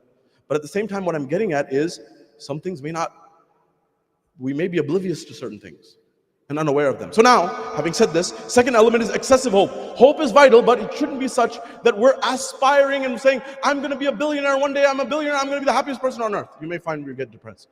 You know, this phenomenon exists amongst PhD folks, like myself. You know, a lot of people who get their PhD, I don't know if this happened to you, Ali Bhai, or other people, some of them fall into depression. And the reason is you've achieved your goal, you've achieved something. And so for a temporary period, you're like, what's next? So one of the things that you need to keep in mind as a believer, you've never made it. We should always be struggling for something else, for betterment of society, not to have something more to say that my house is better or my car is bigger or that. No, no, no. There's always something. As the poet says, Sita aur bhi hai, abhi ishq ke imtihan aur bhi hai. Ishq is the divine love. In the love of Allah subhanahu wa ta'ala, we're never done. And you know, this can help you in amazing ways that you may have never thought possible. We may never have thought possible. Politics aside, I invite you to read, think about, there's a speech by a guy we may have heard of. His name's Imran Khan. Whether you like him or not, I'm not worried about that right now. Just focus on what I'm saying. He gave a speech at Oxford Union. It's called, on leadership. He said some interesting things, and he also has some other talks, but I want to share it because he talks about how some thinkers inspired him to be able to think better and bigger and to achieve things. So he says in his view, the biggest philosopher and thinker that the Muslim world produced in his view was Iqbal, the last 500 years, his view. And as you know, Iqbal says that his teacher was Rumi, the person who inspired him and made him.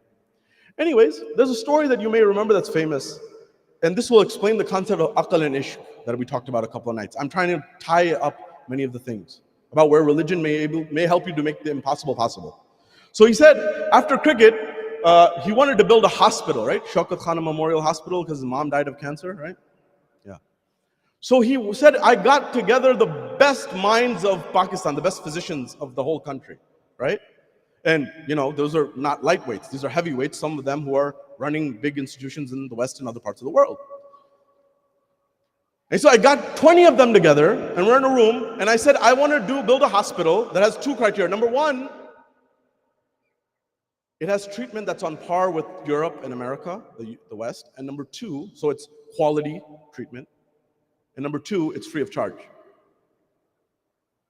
And he said, 18 of the doctors straight away said 19 said it's impossible. Don't even try. What are you talking about? One of them, he says, said, the first is possible, but the second is not possible. If you went to Rasulullah in his 40th year and he was about to stand on Quh Abu Qubais and say, Qulu la ilaha illallah tuflihu, you would tell him, and I would perhaps tell him, Ya Rasulullah, you're wasting your time. You're going to change these people? And yet in 23 years, he made one of the greatest revolutions in the history of humanity. Everything in life is impossible until it's done. And so at that junction, eventually, as you know the story, Shaukat Khan Memorial Hospital has a first branch and has a second branch, and they're working on a third branch. And some of our community members internationally are supporting these efforts. So that is where your aql may say it's not worth it, your ishq and your passion and your will, where your drive may tell you it's worth trying. It's worth effort. Maybe I don't get there, but maybe someone else gets there. You went to Florence, right? Or you went to Italy? Have you seen some of the cathedrals that were built over hundreds of years, right? One generation after the other, the Medici family, like they were building and they say, we're building this for our children. The vision is important. So now going back to Durkheim, number 2 is excessive vote. Number 3, reason that he hypothesized why we are less happy in industrial societies. Excessive choice. I thought choice is good. I thought freedom is great. Yes, everything in moderation. There's a book by Dr. Barry Schwartz. There's a TED Talk as well. It's called The Paradox of Choice. Dr. Barry Schwartz. And in his study in his lab, he sent 2 groups, Group A and Group B. He said, Group A, go to the supermarket. Group B, go to the supermarket.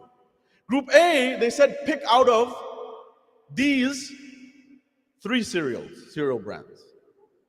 You know, breakfast cereal. And Group B, they said, go into the supermarket and pick out of these breakfast cereals, but you pick out of these 25 different choices.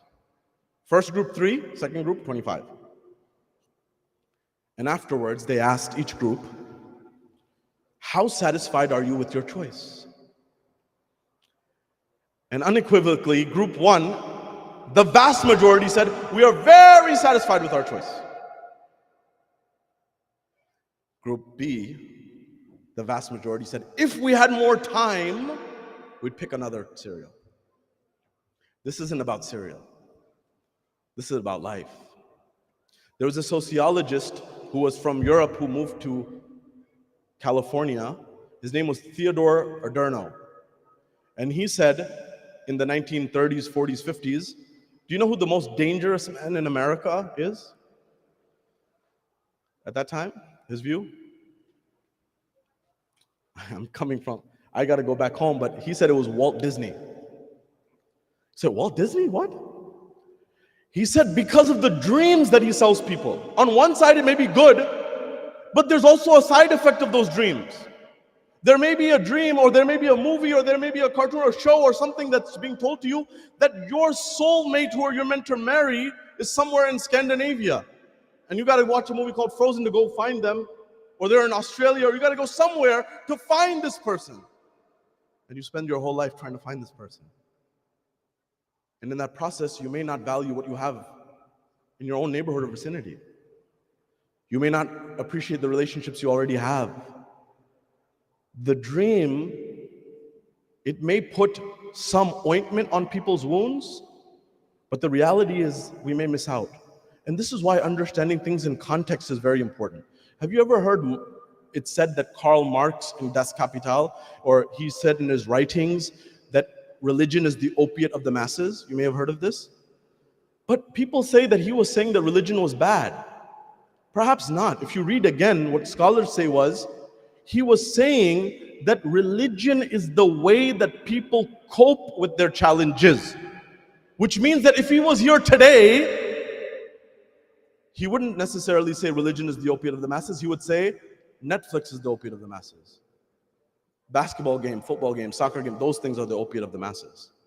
Whatever is causing people to forget their problems and challenges. So he may not have been as against religion as people perceive. The problem being is, that's Christian denomination, by the way. Islam's view may be different.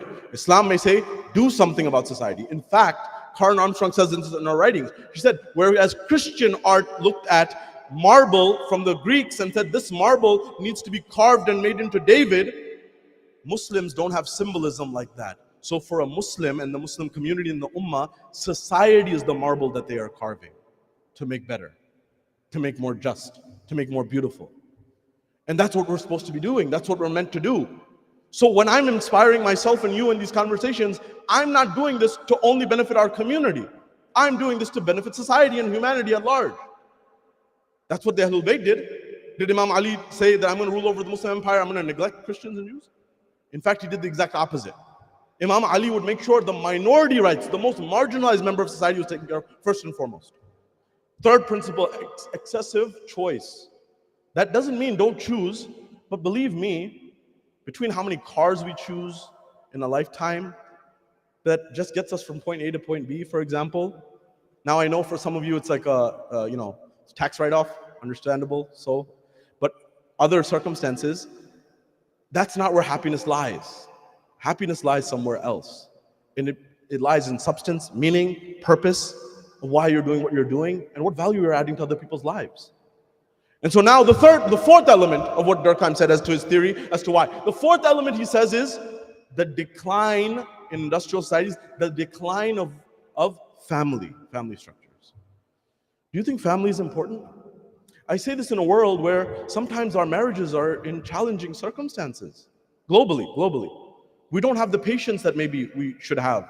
Anything that's worthwhile requires effort, right? It requires understanding. It requires something. The impact. So he said the decline of the family. I'll give you an example of how important family and family structure is. Nucleus family as well as broader family. There's a community I've been to, and 45 minutes away from it is a town in Pennsylvania. It's called Rosetto. Have you heard of the Rosetto effect?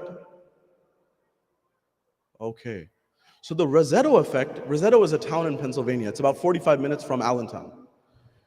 And Rosetto was a community in America where there's something now documented called the Rosetto effect. It's a known concept, idea, notion in sociology and in cardiology.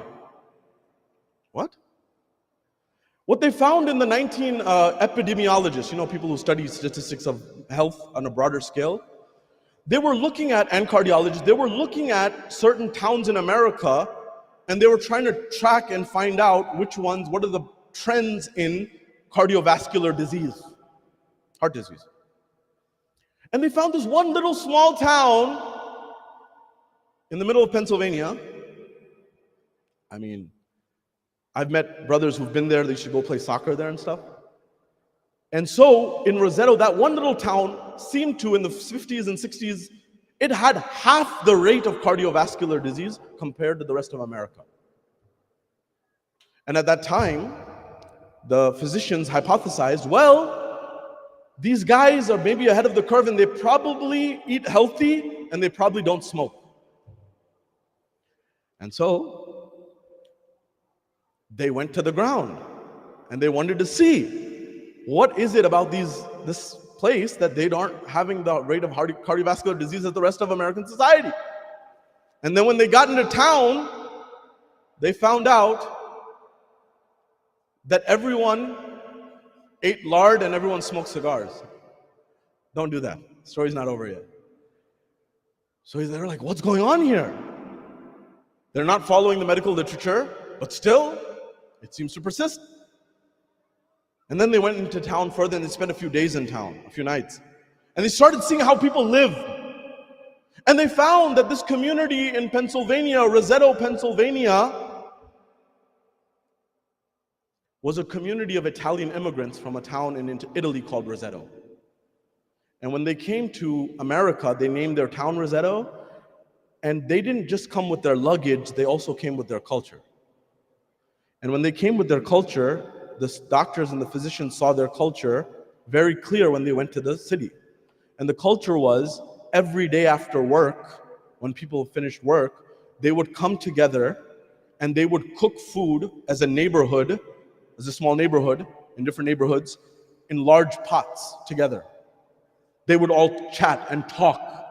They would all sit and talk afterwards. There was 3 generations living together and living and sitting around the meal. I remember I mentioned this and the brother said that, when we used to go play soccer there in the 70s from Allentown to Rosetta, it was like you had gone to Europe. That's how the games were. The whole families were in the bleachers. They were all surrounding. It was a different environment completely. So what the sociologists and cardiologists at that time concluded was their social psychology was impacting their lifestyle. Their lifestyle was impacting their life expectancy. It was giving them community. It was giving them a sense of belonging. It was giving them much more than what our lives give us today, perhaps. So the decline of family is a huge challenge that we don't realize. Do you know how much people are suffering in American society through loneliness, depression, anxiety, in so many different forms? Part of it is social, part of it is chemical, part of it is it's complex. But it's important to keep those things in mind. The fifth and final thing before I get to Masaib is what Durkheim says. The biggest reason, what he says, maybe the reason why people are unhappy in developed economies, in industrial economies, he said, was the decline of religion. He himself was not sure if he was a believer. He was, they say, either agnostic, not sure. But he said, perhaps we need religion now more than any time in human history. Because of the fabric it gives people. Because of the community sense it gives people. Because of the sense of community relations it gives to people. Why did Islam say to, for example, inshallah you're building a masjid, right? The concept of reading Jamaat Salah as much as you can, when possible.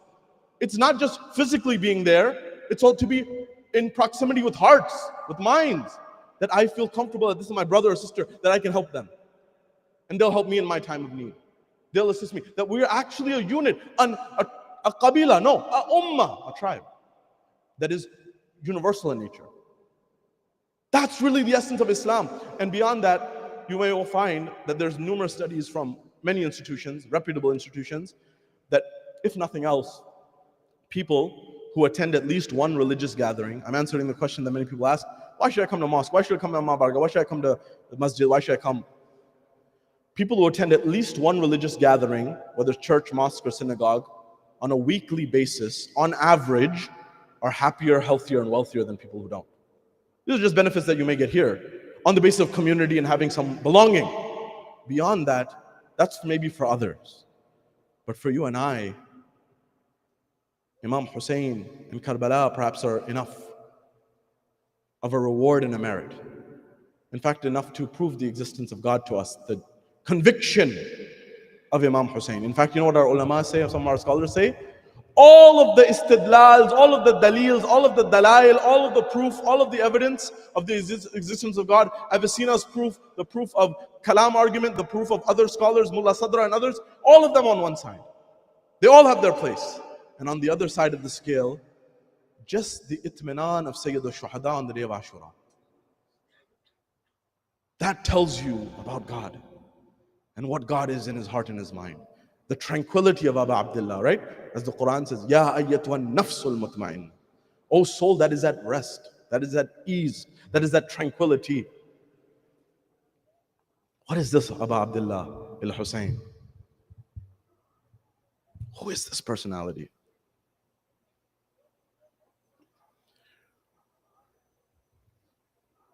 कोई नहीं अब के जो खंजर के साथ है, कोई नहीं अब के जो खंजर के साथ है, हाथों को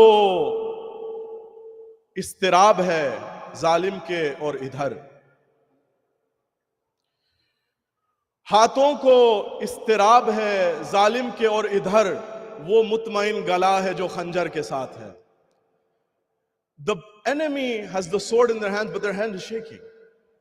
But that neck of Abu Abdullah is in tranquility, in peace. That's the power of the faith and the religion of Islam that shows you to struggle in this world for betterment and become the best version of yourself. Having said that, tonight we turn our hearts and our minds to a personality who teaches us a lot about life, who helps us transcend, who actually teaches us how to become immortal in some sense. You know, immortal and immortality, what the world is looking for. You know, Achilles was looking for immortality, right? He was looking to become timeless forever. And people throughout times have tried, and people try all again. They try today, right? Don't people put their names on universities and walls? They want to be remembered. We want to be remembered. No one wants to be forgotten. But who is this Karbala? Who are these people of Karbala? Who is this? The people in the camp of Imam Hussein. Who is the son of Imam Hussein? Aliyun al-Akbar. He achieved perhaps what people only dream of. Husn ka asman hai akbar. Husn ka asman hai akbar. Khud mujassam azan hai akbar. और 14 सदियां गुजर गईं फिर भी, 14 सदियां गुजर गईं फिर भी तू अभी तक जवान है Akbar. 1400 years have passed, Akbar, and you're still youthful. You're still in the prime of your youth. Who is it that becomes immortal in this way? This comes when there's absolute alignment between father and son. Imam Hussein tells his son, Ali al-Akbar, the fruit of his heart, the closest to him, he says, we're going to go through a struggle, we're going to go through difficulty. And Ali Akbar says the same thing that his grandfather Imam Ali alayhi salam had said. Are we not on truth? He said, yes, we're on truth. And then he said the line, then what difference does it make if death falls upon us or we fall upon death? What that means, honestly, between me and you, I don't know. When our intellect expands, maybe we'll understand. But that's something that is profound. This is the one who is the heart. You know, the narrations say that the Ahlul Bayt, in particular Imam Hussein, but the Ahlul Bayt at large, had a tremendous love and respect and aspiration and admiration for Ali Akbar.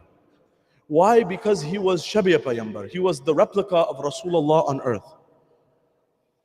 And whenever they wanted to do the ziyarah of Rasulullah after his passing, they would look at Ali al-Akbar. Ajrukum Allah. I won't take much of your time. These are the final few nights.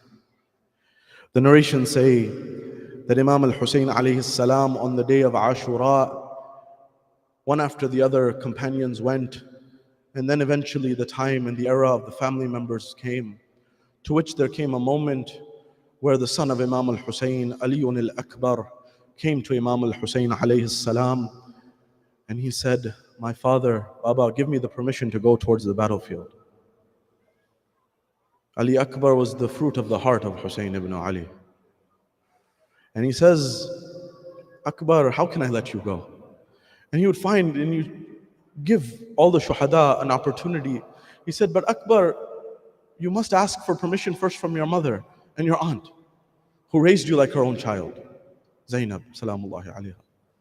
Ali Akbar goes, and he goes into the tent, and he seeks permission from his mother, and then he seeks permission from his aunt. Allah knows how he got this permission. He somehow got it.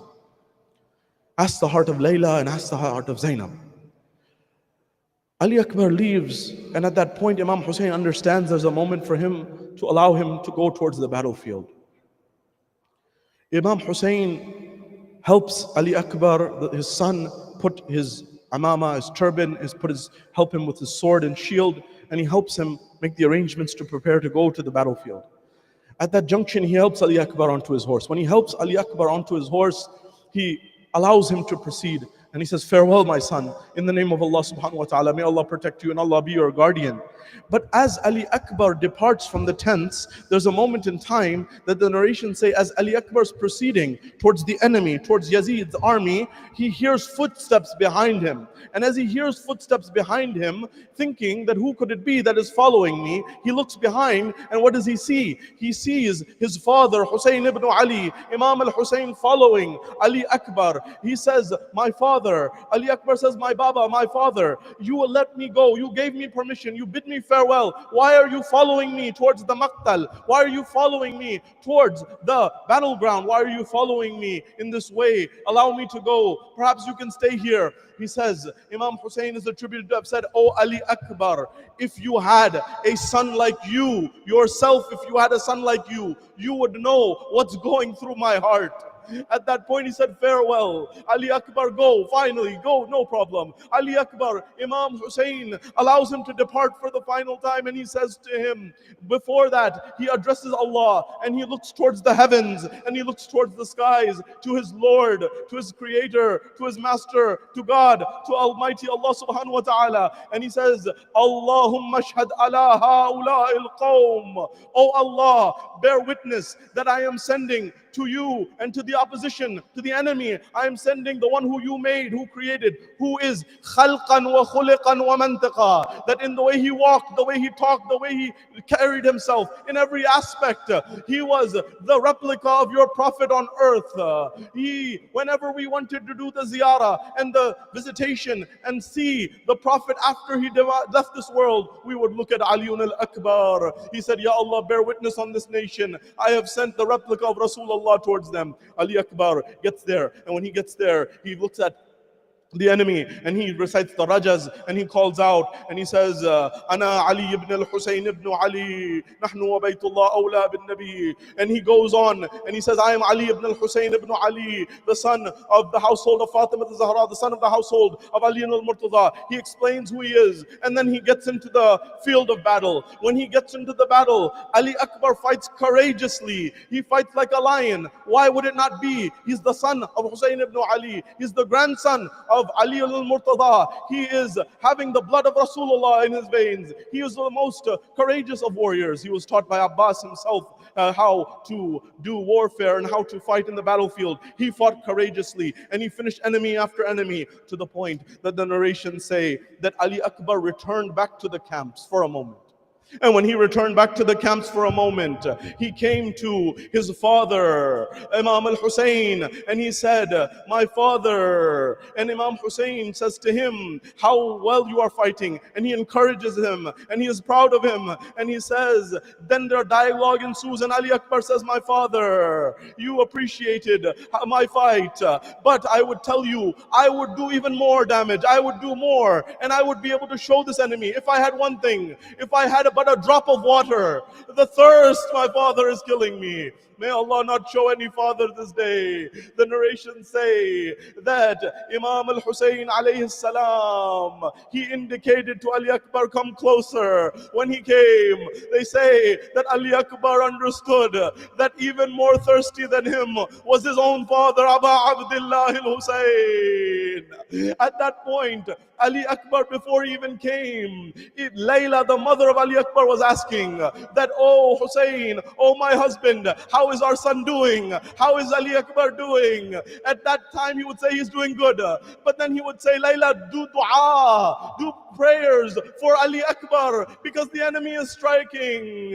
And then she would raise her hands towards the heaven and she would say, Ya Radda Yusuf ila Yaqub, oh the one who united Yusuf and Yaqub, unite me with my son Ali al-Akbar. Ali Akbar came to his mother. Allah knows how they departed one final time.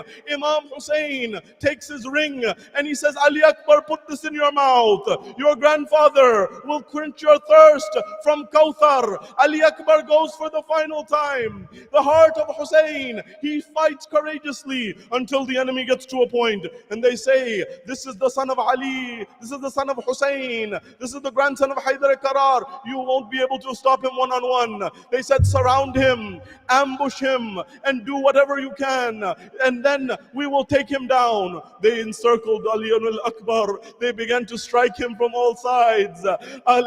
Hazrat Ali Akbar falls towards the ground, and he said a line calling out to his father in a different way than all of the other shuhada, and he says, Ya Bata, alaykum minni akhirus salam. My Baba, my father, my final salutations upon you. The ulama say, why did he say it this way? Because he didn't want to say a salam where he knew that Imam would have to respond, because he knew his father was more thirsty than him.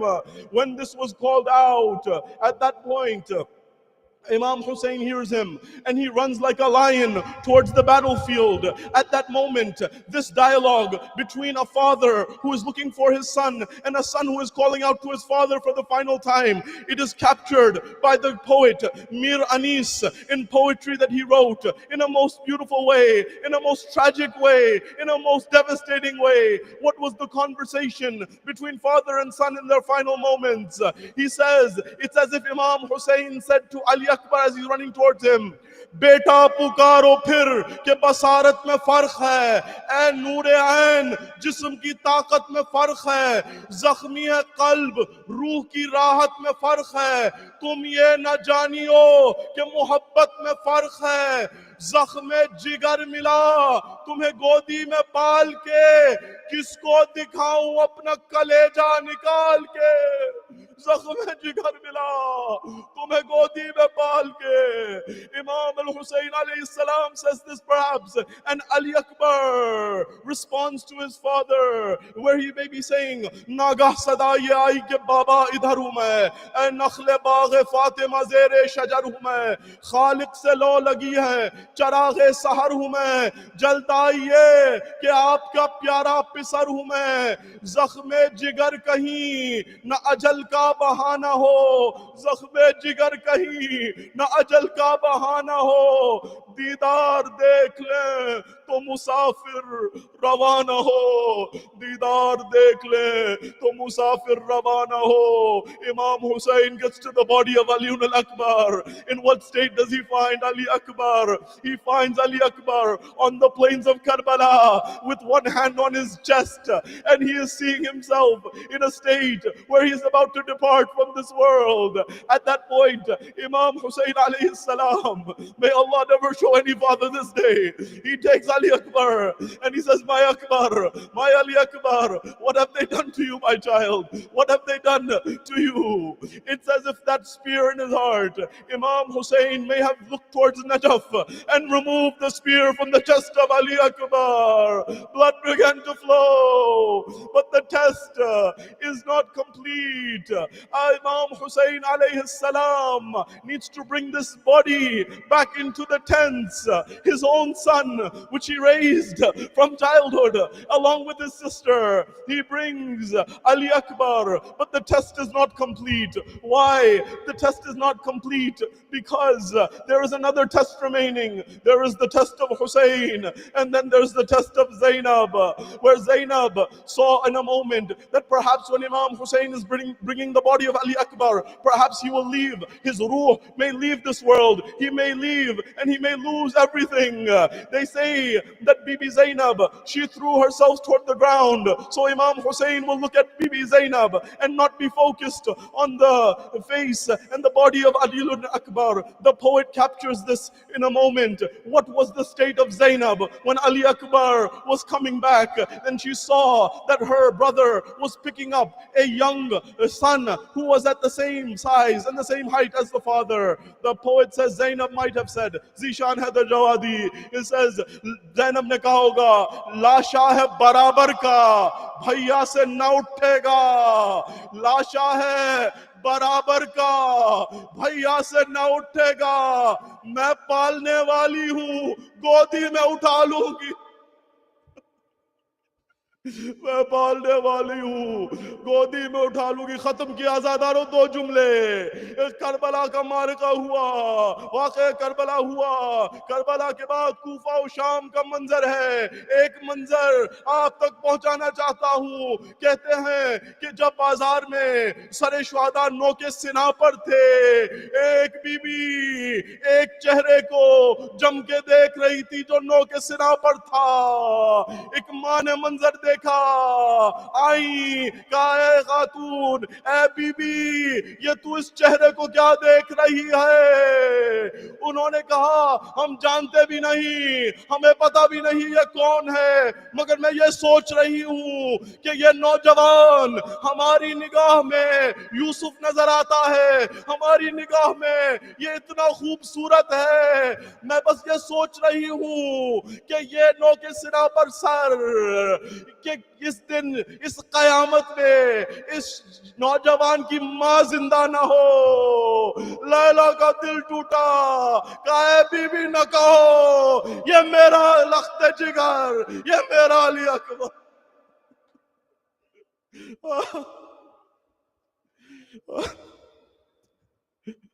صلی اللہ علیہ یا رسول اللہ, صلی اللہ علیہ یا امیر المؤمنین,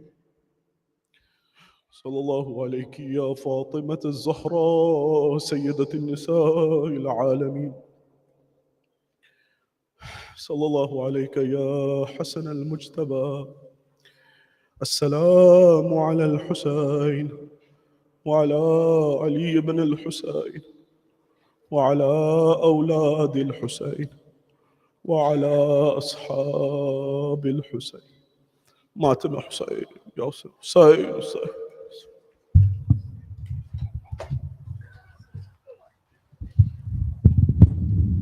Ya Hussein, Ya Hussein, Ya Hussein,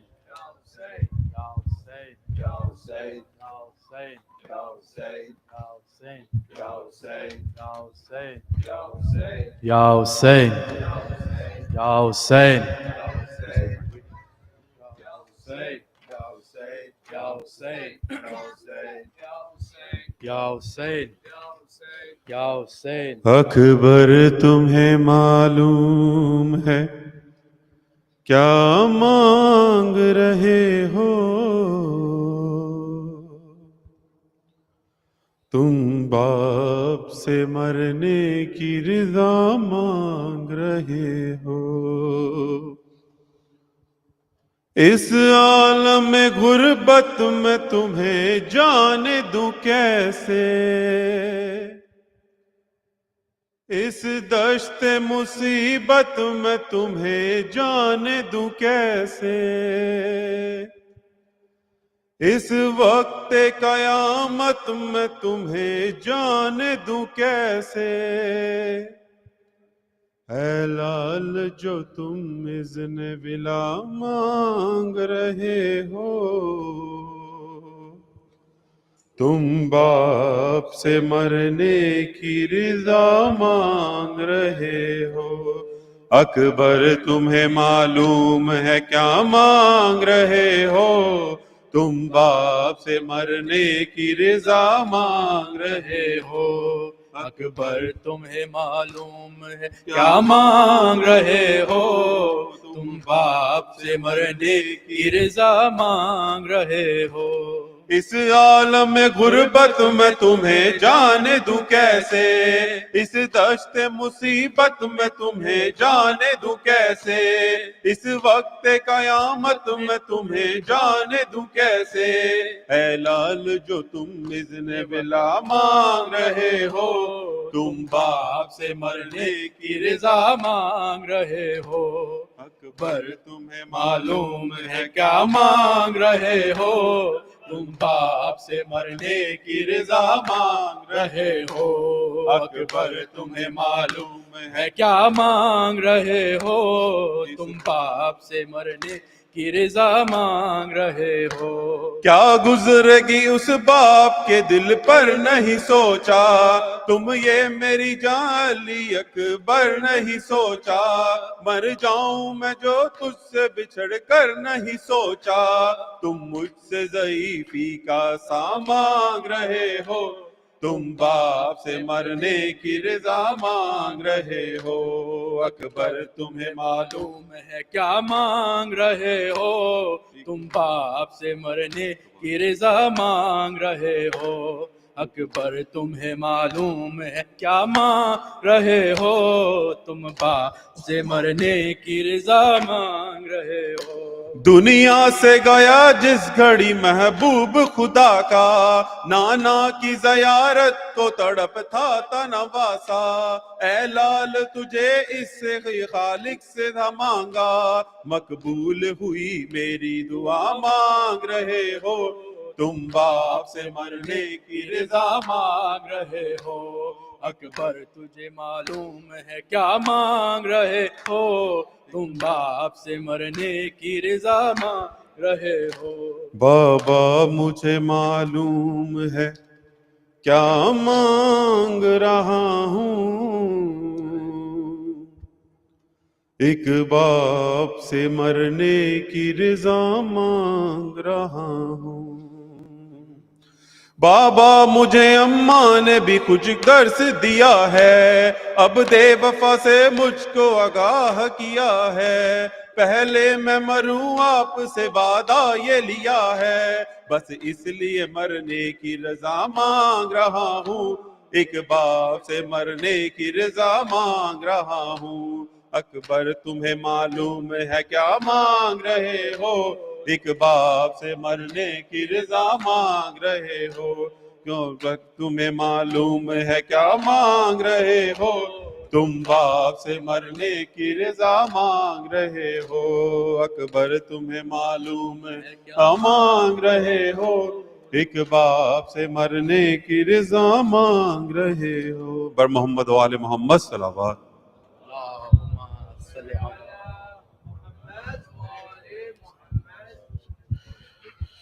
السلام عليك يا رسول الله، السلام عليك يا أمير المؤمنين، السلام عليك يا فاطمة الزهراء سيدة النساء العالمين، السلام عليك يا حسن المجتبى، السلام على الحسين وعلى علي بن الحسين وعلى أولاد الحسين وعلى أصحاب الحسين. السلام عليك تسة المعصومين من ذرية الحسين ورحمة الله وبركاته. السلام عليك يا غريب الغرباء، السلام عليك يا معين الضعفاء والفقراء، السلام عليك شمس الشموس ونيس النفوس أيها المدفون بأرض طوس الراضي بالقدر والقضاء ورحمة الله وبركاته. السلام عليك يا صاحب الأس والزمان، السلام عليك يا خليفة الرحمن، السلام عليك يا إمام الإنس والجان، عجل الله تعالى فرجك وسهل الله مخرجك وظهورك ورحمة الله وبركاته.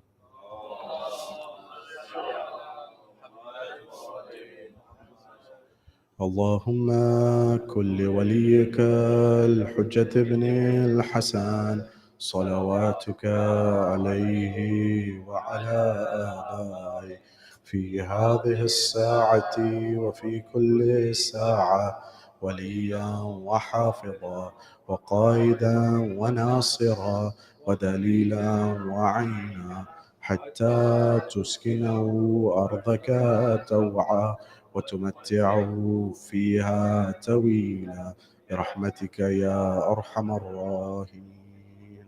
اللهم صل